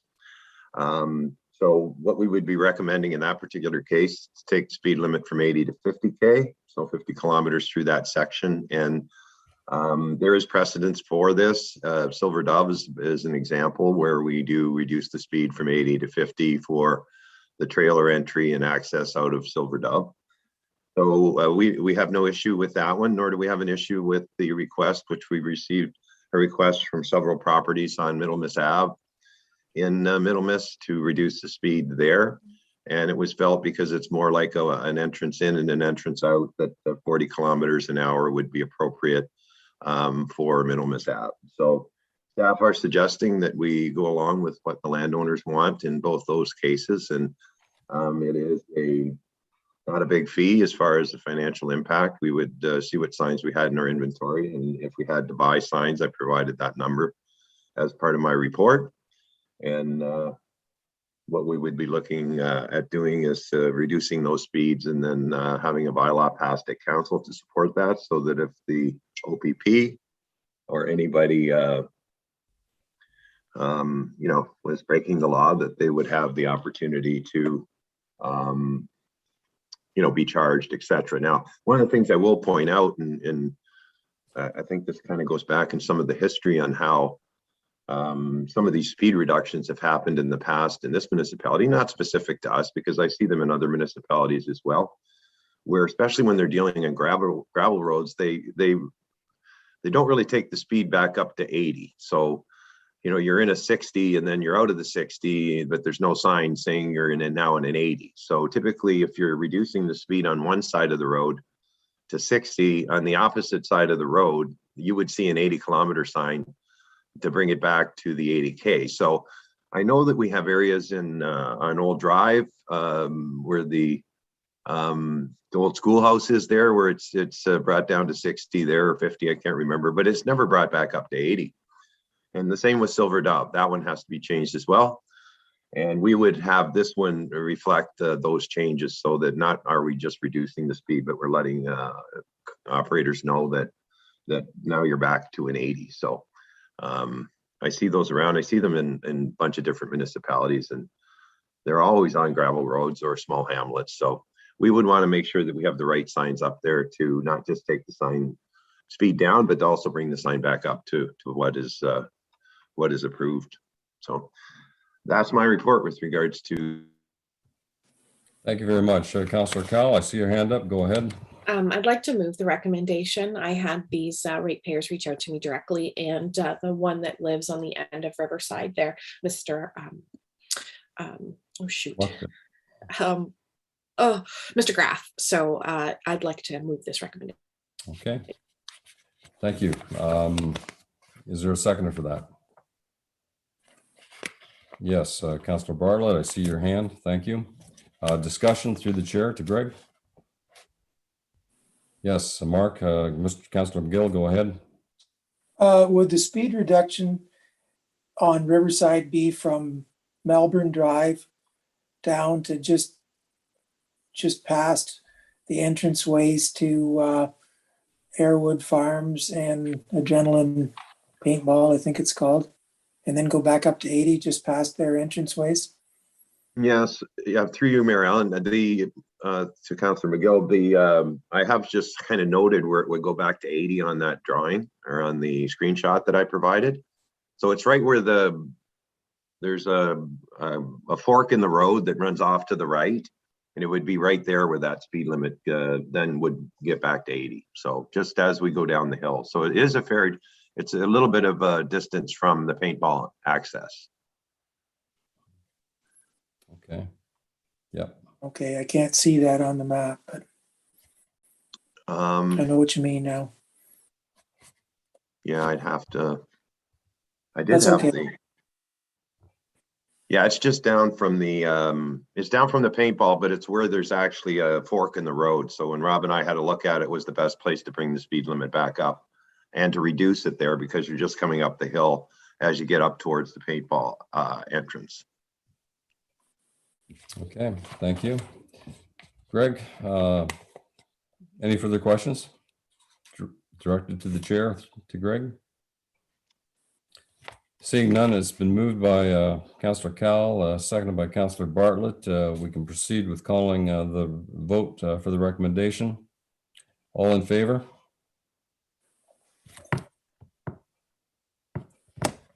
Motion is carried. Thank you, Council. It was unanimous. Thank you, Greg. Number 10 on our petition, correspondence and petitions. Number 11, Councillor Kell, I see your hand. I'm not sure if you're just resting your elbow, but that's okay. Sorry, Krista, I didn't want to miss you there. Correspondence and petitions, none. Unfinished business, Jill, I don't think there's any, but correct me if I'm wrong. New business, none of the consent agenda was moved. Councillor, County Council and conference updates.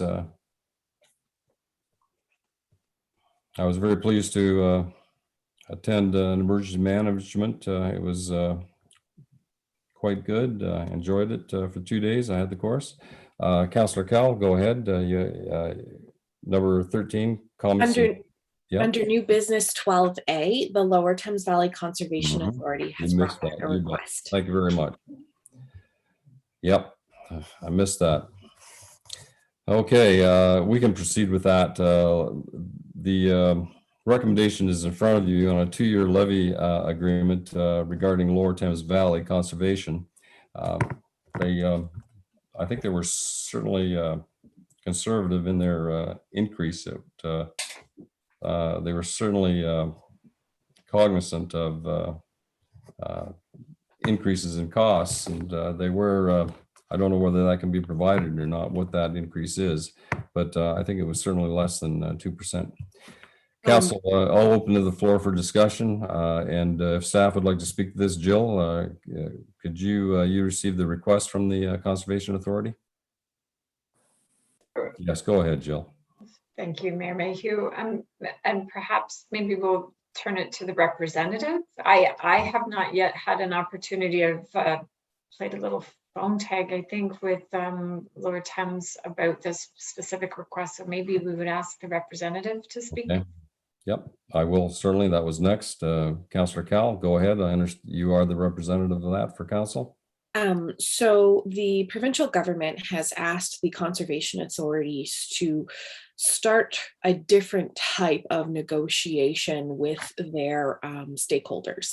And so what they're looking at is a pay-per-use sort of service. And so at this point, we don't access any type of special services.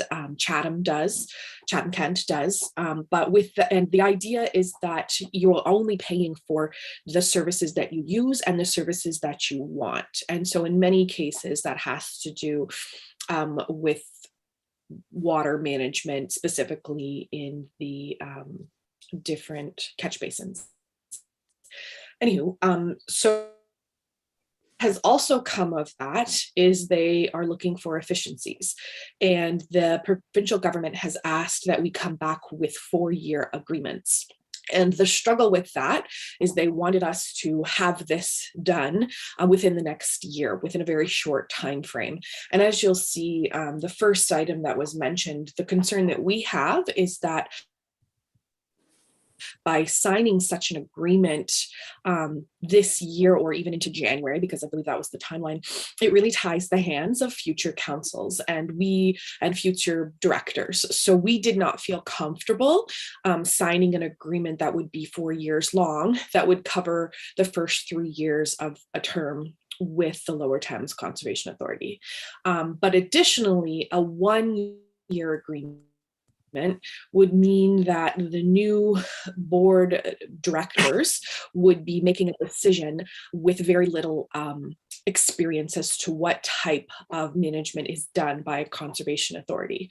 So by signing an initial 2-year agreement and then moving forward into 4-year agreements, it would allow for the right cycle to exist within agreements, and it would allow for there to be some experience before an agreement would be drawn up. Thank you, Councillor Kyle, for that. Jill, any further input on that? Are we okay? I think it's been well explained. Council, any questions that you'd like to ask regarding this directed through the chair to Councillor Kyle or administration? Seeing none, a recommendation the council approve maintaining the current levy approach with the Lower Thames Valley Conservation Authority for a term of 2 years. It's been moved by Councillor Cal, seconded by Councillor Scholdice. Thank you, Mike.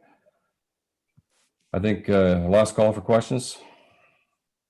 All in favor, please raise your hand. Carried unanimously. Thank you, and thank you, Councillor Cal, for those comments.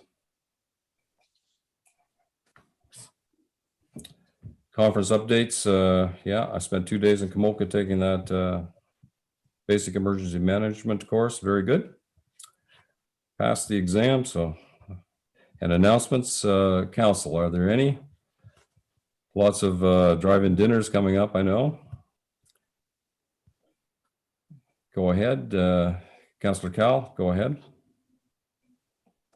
Children's Center is having a yard sale of many of their favorite toys, and it will be this weekend at the old center on Main Street. So if you need more toys or stuff or tricycles, head on down.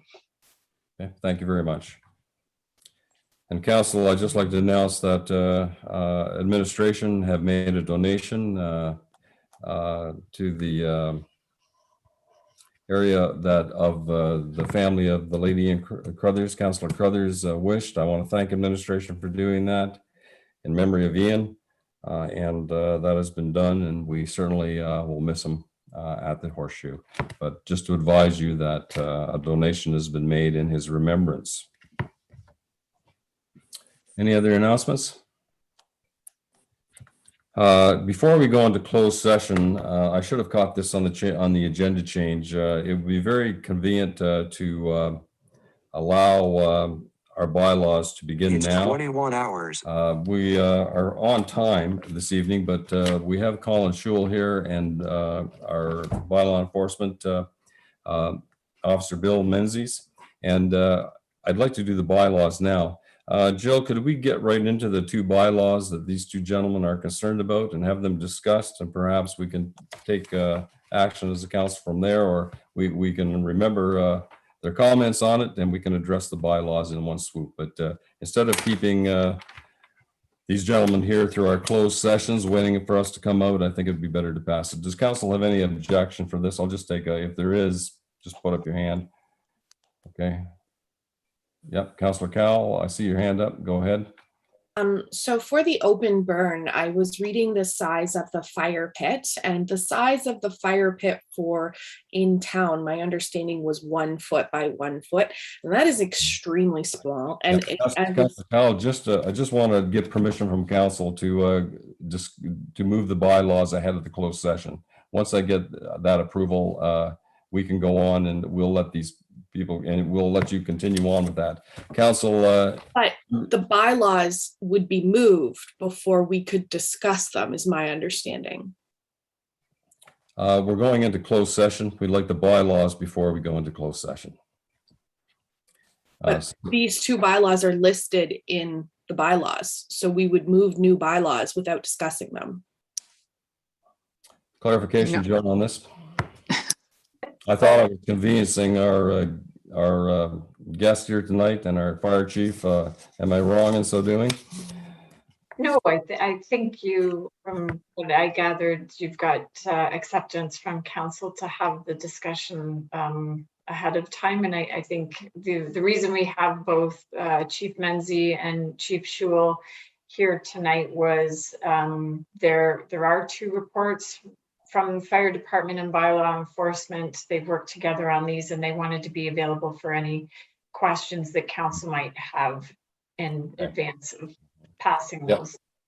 Thank you, Jill. We'll proceed with that. I'm not sure why they weren't in administration's report. You know, it would have been easier for the chair, but that being said, Chief Sewell, I want to thank you for coming. Officer Menzies, thank you very much for being with us. The two bylaws, the open air burn, Councillor Cowell has some concerns about that, or to express a point, and we certainly will give her ample time to do that. You are here regarding bylaw 2021-81 and 2021-82. Chief, I'll allow you the floor, and Bill Menzie, just whenever you're ready to speak, Bill, please put up your hand. Chief Menzie, can you walk us through this?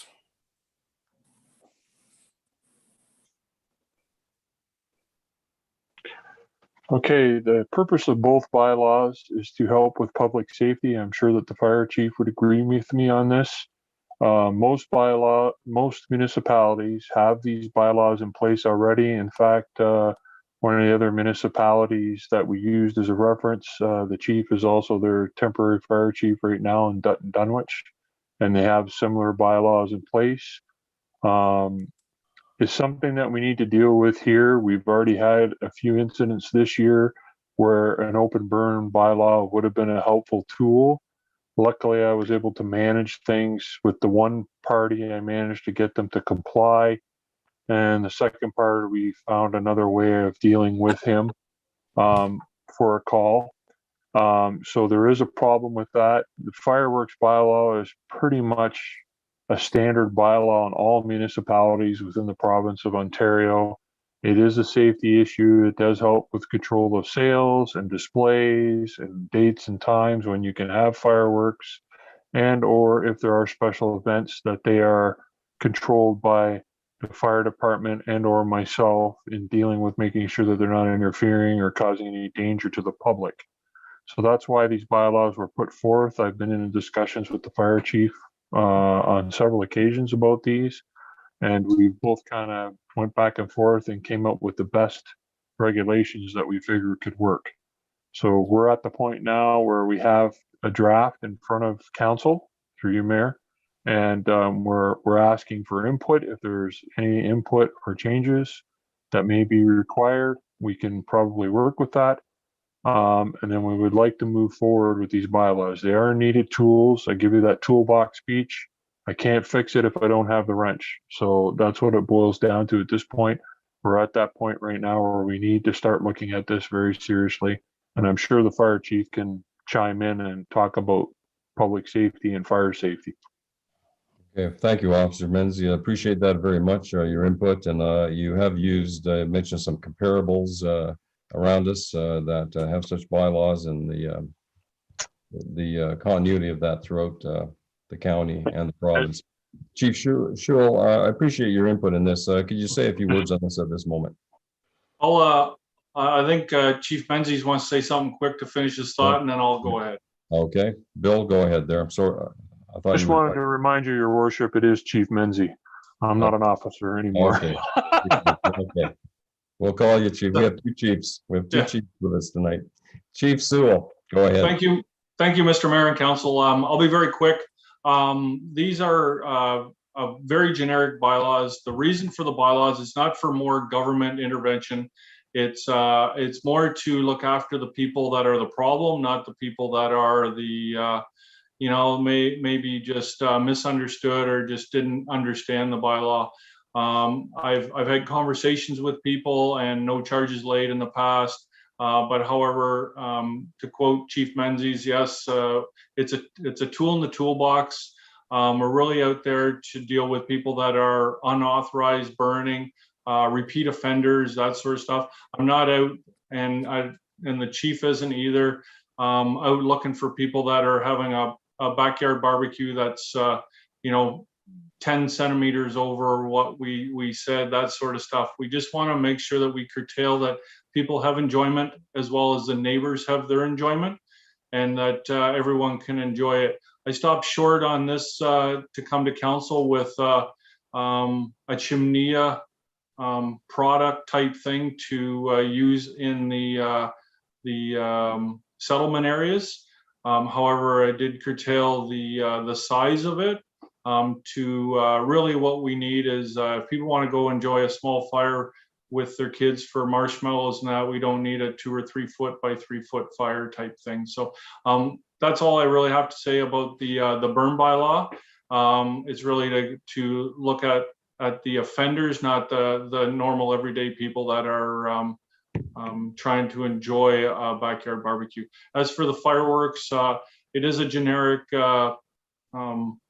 bylaw out there. It does help our vendors, even though we put in certain dates. Not everybody is a fan of fireworks, and we want to make sure we have that balance between what's enjoyable and what is a nuisance. And that's where we came up with the long weekends and with the selling of the fireworks. And also we did put in there a protection mechanism for our local vendors, that people just can't come up and set up a corner side fireworks shop to sell fireworks from who knows where and profit from our taxpayers or people in our municipality that are going by. So it's really to drive them to our local vendors and to cease any type of flying lantern type celebrations, as they are very dangerous. So we've implemented that as well as a fine structure. The fine structure or that type of enforcement is always the last resort,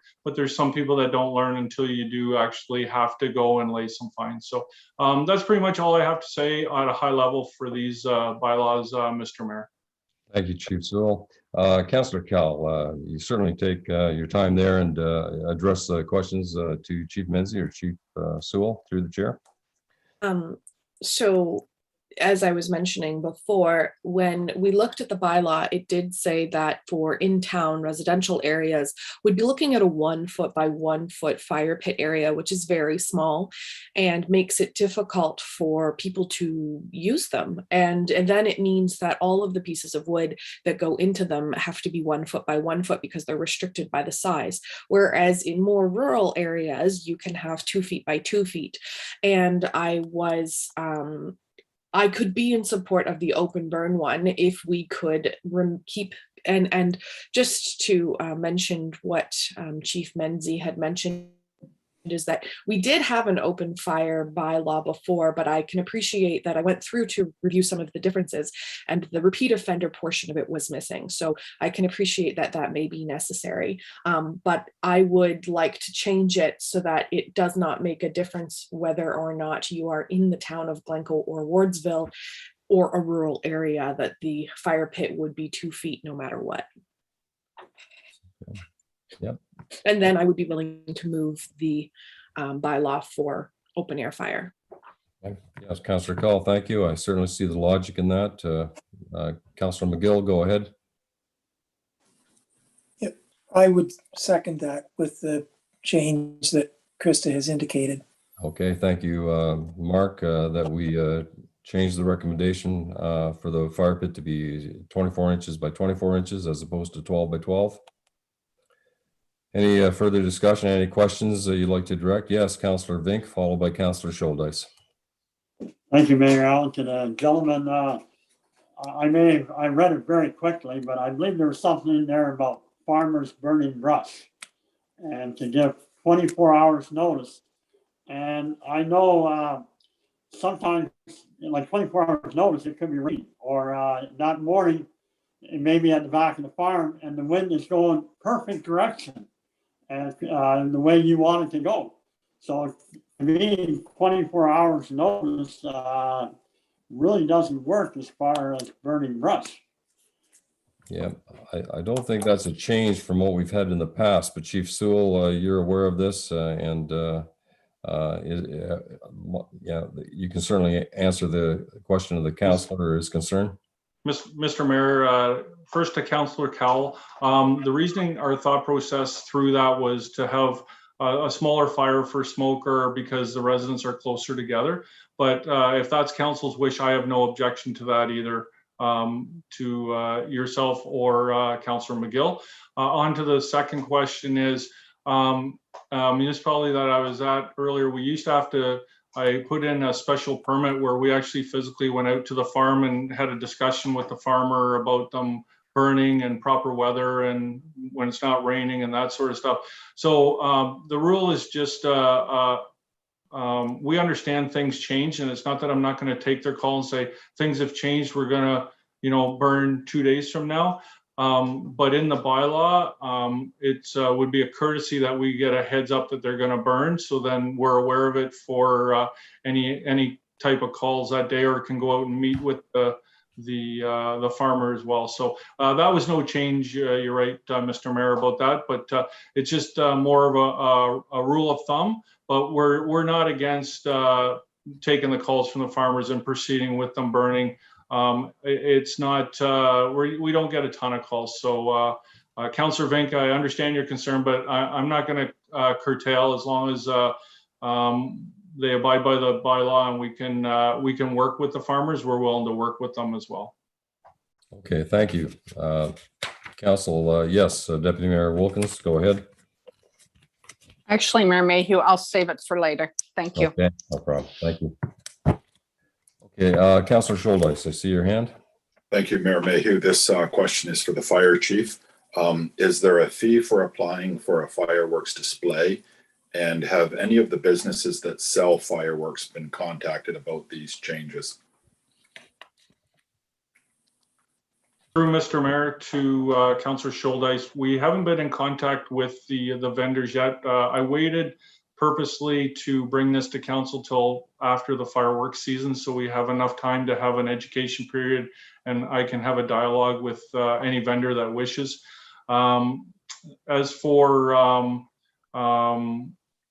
the consultation, we will work with them to make sure that everyone's on the same page. And I did stop short by not charging for a permit to be approved or a site visit. So again, we're working with the vendors, we're working with the people that want to have these displays to make it enjoyable, just to make sure that we have the right people that are setting off these fireworks at these large displays, that we have the right supervisors on scene, safety plan and the site plan. So it's all about, as Chief Menzies says, it's all about public safety. Don't want to deter anyone from coming to Southwest. We just want to make sure everybody's safe. Thank you, Chief. Yep. Deputy Mayor, please go ahead. Thank you, Mayor Mayhew. Are we talking about open air burning at this point? I know Councillor Cowell made a motion, or are we talking about the fireworks? Just for clarification.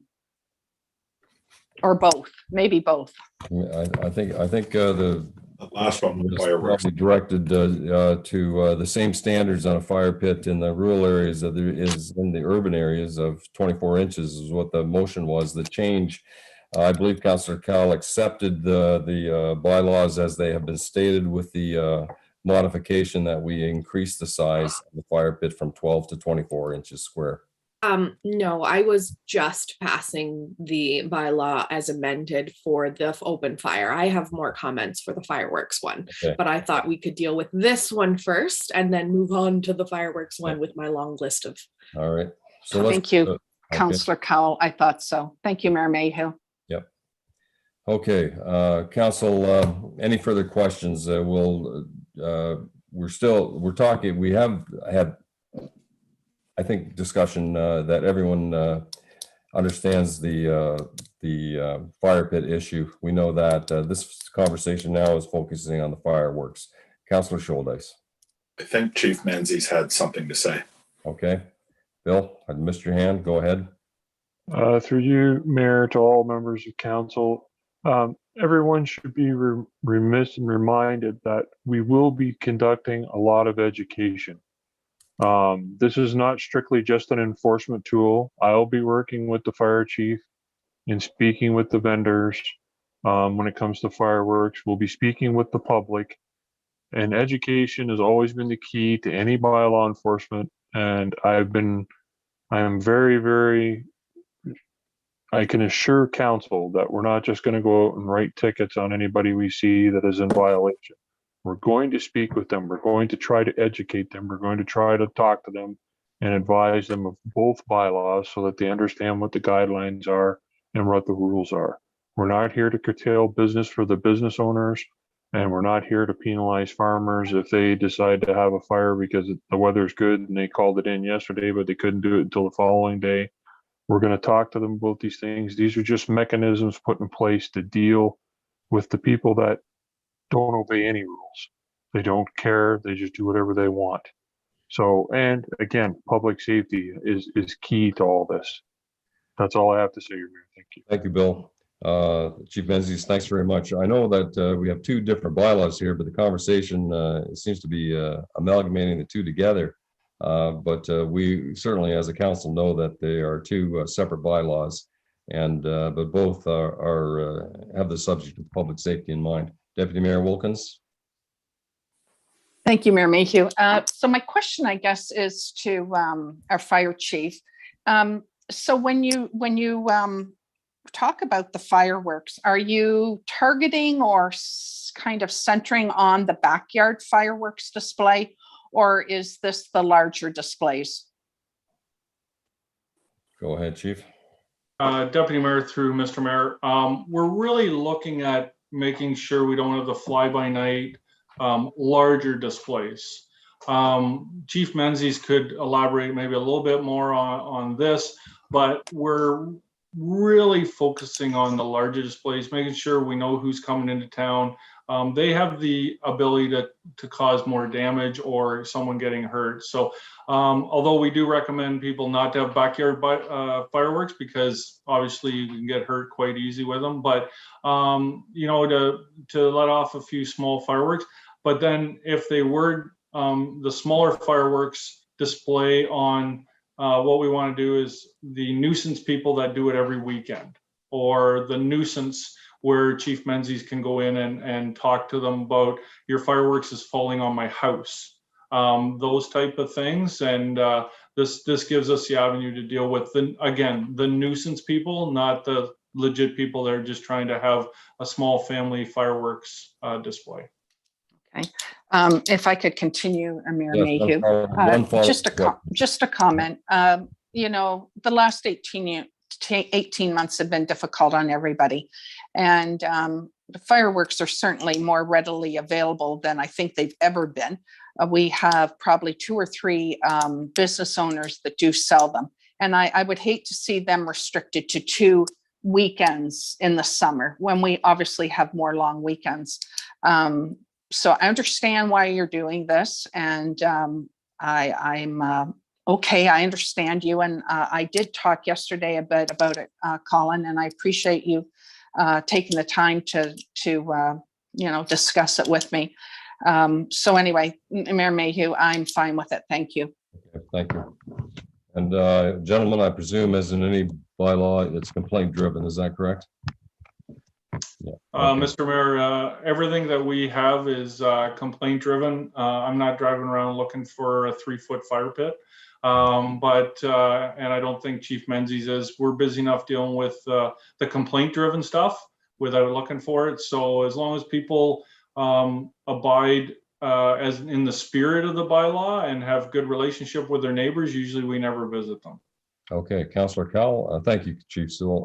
Councillor Cowell, go ahead, ask your question. It talked a lot about not curtailing small businesses, and you will. And I'm frustrated by that because you can drive over to Bear Creek and buy fireworks at all times. So it will be a challenge for local businesses to compete in a market like that.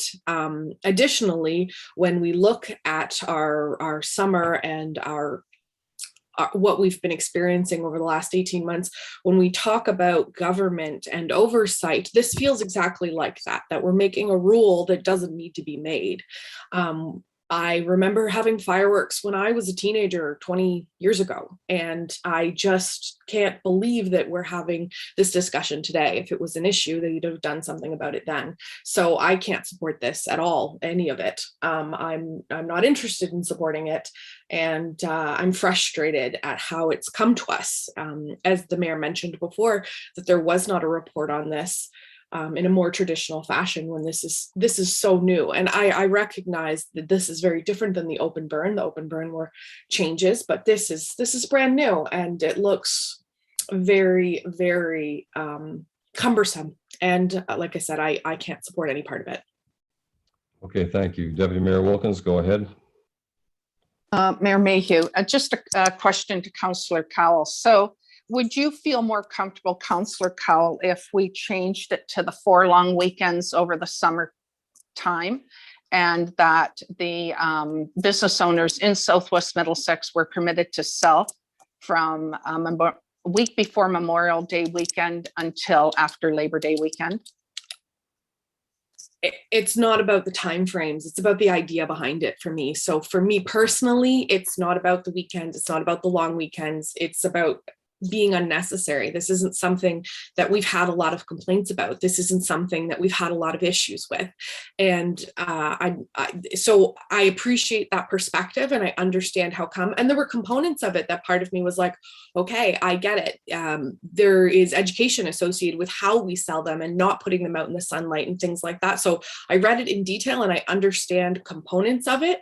But they're more, and if this was one to say, hey, we'd like to regulate how you sell them, not the timelines, but to provide information, that's something I could get behind. But this total package, taking it apart and piecing it together, I'm not prepared to do that today. Remind council that Councillor Cowell, many points are valid. Of course, it is a bylaw that's quite consistently put through the province of Ontario. And I remind council that fireworks are an incendiary device. They can cause fires, and there's lots of case studies with regards to that. So, some control must be necessary. We control many things in our municipality, from dogs to building, and fireworks can get out of hand. Councillor or Mayor, Deputy Mayor Wilkins. Thank you, Mayor Mayhew. Just like the noise bylaw, we put that in place just to protect the people that do have complaints or concerns, Councillor Cowell. And I understand where you're coming from, but I think that this is probably something that is needed. Having said that, I would move to amend this, that fireworks can be set off, whatever you want to say, displayed the 4 long weekends, starting with Memorial Day weekend, and that business owners in Southwest Middlesex can sell the fireworks as described in this bylaw from a week before Memorial Day weekend until a week after Labor Day weekend. I think that encompasses good weather. I have yet to see fireworks set off in winter, fall, or early spring when it's too wet. And I think that this is just for complaint, Councillor Cowell and all of our council actually. And we know that we don't go around looking for people that are having some fireworks set off in their backyard. So I think we need this, and I will support it. Thank you. You made a motion there, as I recall in your conversation just a few minutes ago. You moved that it be amended as you suggested, that bylaw. Could we deal with the motion that's already on the table first, please? Yeah, Jill. I'm sorry, Councillor Call, I thought we did. Okay. All right, Jill, with the motion on the table, could you reread it? Oh, you're on mute, Jill. As I understand it, it is that draft bylaw 2021-081, the open air burning, section 1.2b be amended to read 2 feet within the municipality and remove everything else. That's correct. That's how I understood it as well, Jill. Councillor Cal, and I think that was seconded by Councillor McGill, maybe. That's yeah. Okay. Let's call the question. There's been very ample discussion on that, and we'll drop back. Councillor Deputy Mayor Wilkins, you had some good ideas there, and we're going to, following this vote, we'll pick up that subject. Thank you. Okay, Council, you understand the motion on the open air burns, and we do know that as other bylaws, they're complaint driven. We've had ample discussion. The chair will call the question. All in favor of the amended bylaw? 1, 2, 3, 4. Motion is carried. All opposed? I see none. That bylaw is passed. 21-081, open air burning. Let's drop back to bylaw 21-080. The fireworks. We'll pull these two out separately from the rest of the bylaws. Fireworks, Deputy Mayor has made a motion that the fireworks are during the 4 long holiday weekends, and that will enable vendors to sell these from May to September, I believe. And that is the prime market time for these fireworks. And the motion also indicated that it would be allowed to retail these 1 week before and 1 week after those traditional holiday events. Is there a seconder for that motion? Councillor Bartlett, thank you very much. We've discussed this at length. Any further questions? Councillor Cal, do you have a question? Recorded vote, please. Okay. Chair will call one more time, last call. Michael, Councillor Shouldice, go ahead. Thank you, Mayor Mayhew. Just for clarification, if somebody has an event, say a wedding or something that they want to have a fireworks display at, they can contact the municipal office at no charge and get an exemption for this? I'm not sure if that detail is, if it doesn't fall on one of those weekends. Yep. Thank you for the question. I'll let the chief answer that directly to you, Councillor Shouldice. Through Mr. Mayor to Councillor Shouldice, you're exactly right. It is in there. There's a line in there that anyone, any time of the year for a special event can contact me for approval, and it's at no charge. We put no charge into each bylaw, no charge for a burn permit and no charge for a fire permit. Okay, thank you. Okay. Thank you. We have a motion on the floor moved by the Deputy Mayor, seconded by Councillor Bartlett. I'll call this is a recorded vote, Jill. I'll let you proceed at your convenience. Okay, thank you.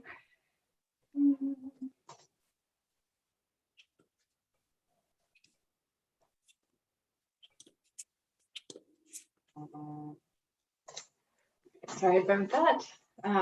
So for recorded vote, We'll go in order of the requester. So Councillor Cowell, No. Councillor Vink, No. Councillor Bartlett, Yes. Councillor Scholdice, Yes. Deputy Mayor Wilkins, Yes. Mayor Mayhew, Yes. and Councillor McGill. Yes. The motion to amend the draft bylaw has carried. Okay, thank you, Council, very much for that, and thank you all for your comments and concerns. Council, can we have the rest of the bylaws to adopt, and then we'll go into closed session. There has been some additions. Joe, would you like to give any clarifications on the ones that some council members may not? We have a signed temporary use agreement, and we have the Charlton's Gyra Hills, third reading. I understand security deposits may have been received. So can you give me some language on how we can adopt these bylaws with those changes and make council aware of the recent additions? Sure. So I think that Denny provided some updates when he updated the agenda package. So it's the bylaw that is 034 would receive third and final reading, and then the rest of the bylaws receive first and final reading, including 06 and then 079 to 082. And I would add as amended those two bylaws that were just amended by council. So that would be the motion. Okay, council, would someone entertain that? Okay, I see two hands up at the same time. Councillor Bartlett moved it, seconded by Deputy Mayor Wilkins. Are there any discussions? We are aware of the amendments on that motion. We certainly are pleased that the paperwork was completed with the other two bylaws that we're moving third reading on, and security has been obtained. Any questions through the chair to staff? Yes, Councillor Vink, go ahead. Mayor Allen, I just want to make sure, so we're voting on all the motions at one time, right? We are, with the exception of the fireworks regulation and the open air burning, which we've already done. Oh, okay. I'm sorry. No, okay. Yeah, okay, great. Okay. Chair will call it. All in favor of the motion? Carried. Thank you, Council. We will now go into closed session at 9:32.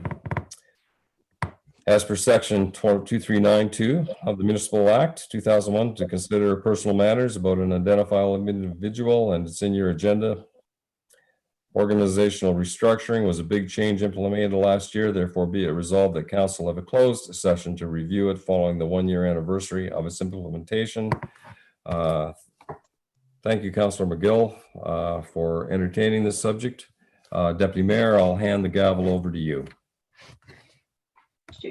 Mayor Mayhew, do you mind just getting a motion to go into closed session? Certainly will. Yep, it's required, Jill. Moved by Councillor McGill, seconded by, I'm looking for a hand, Councillor Scholdice.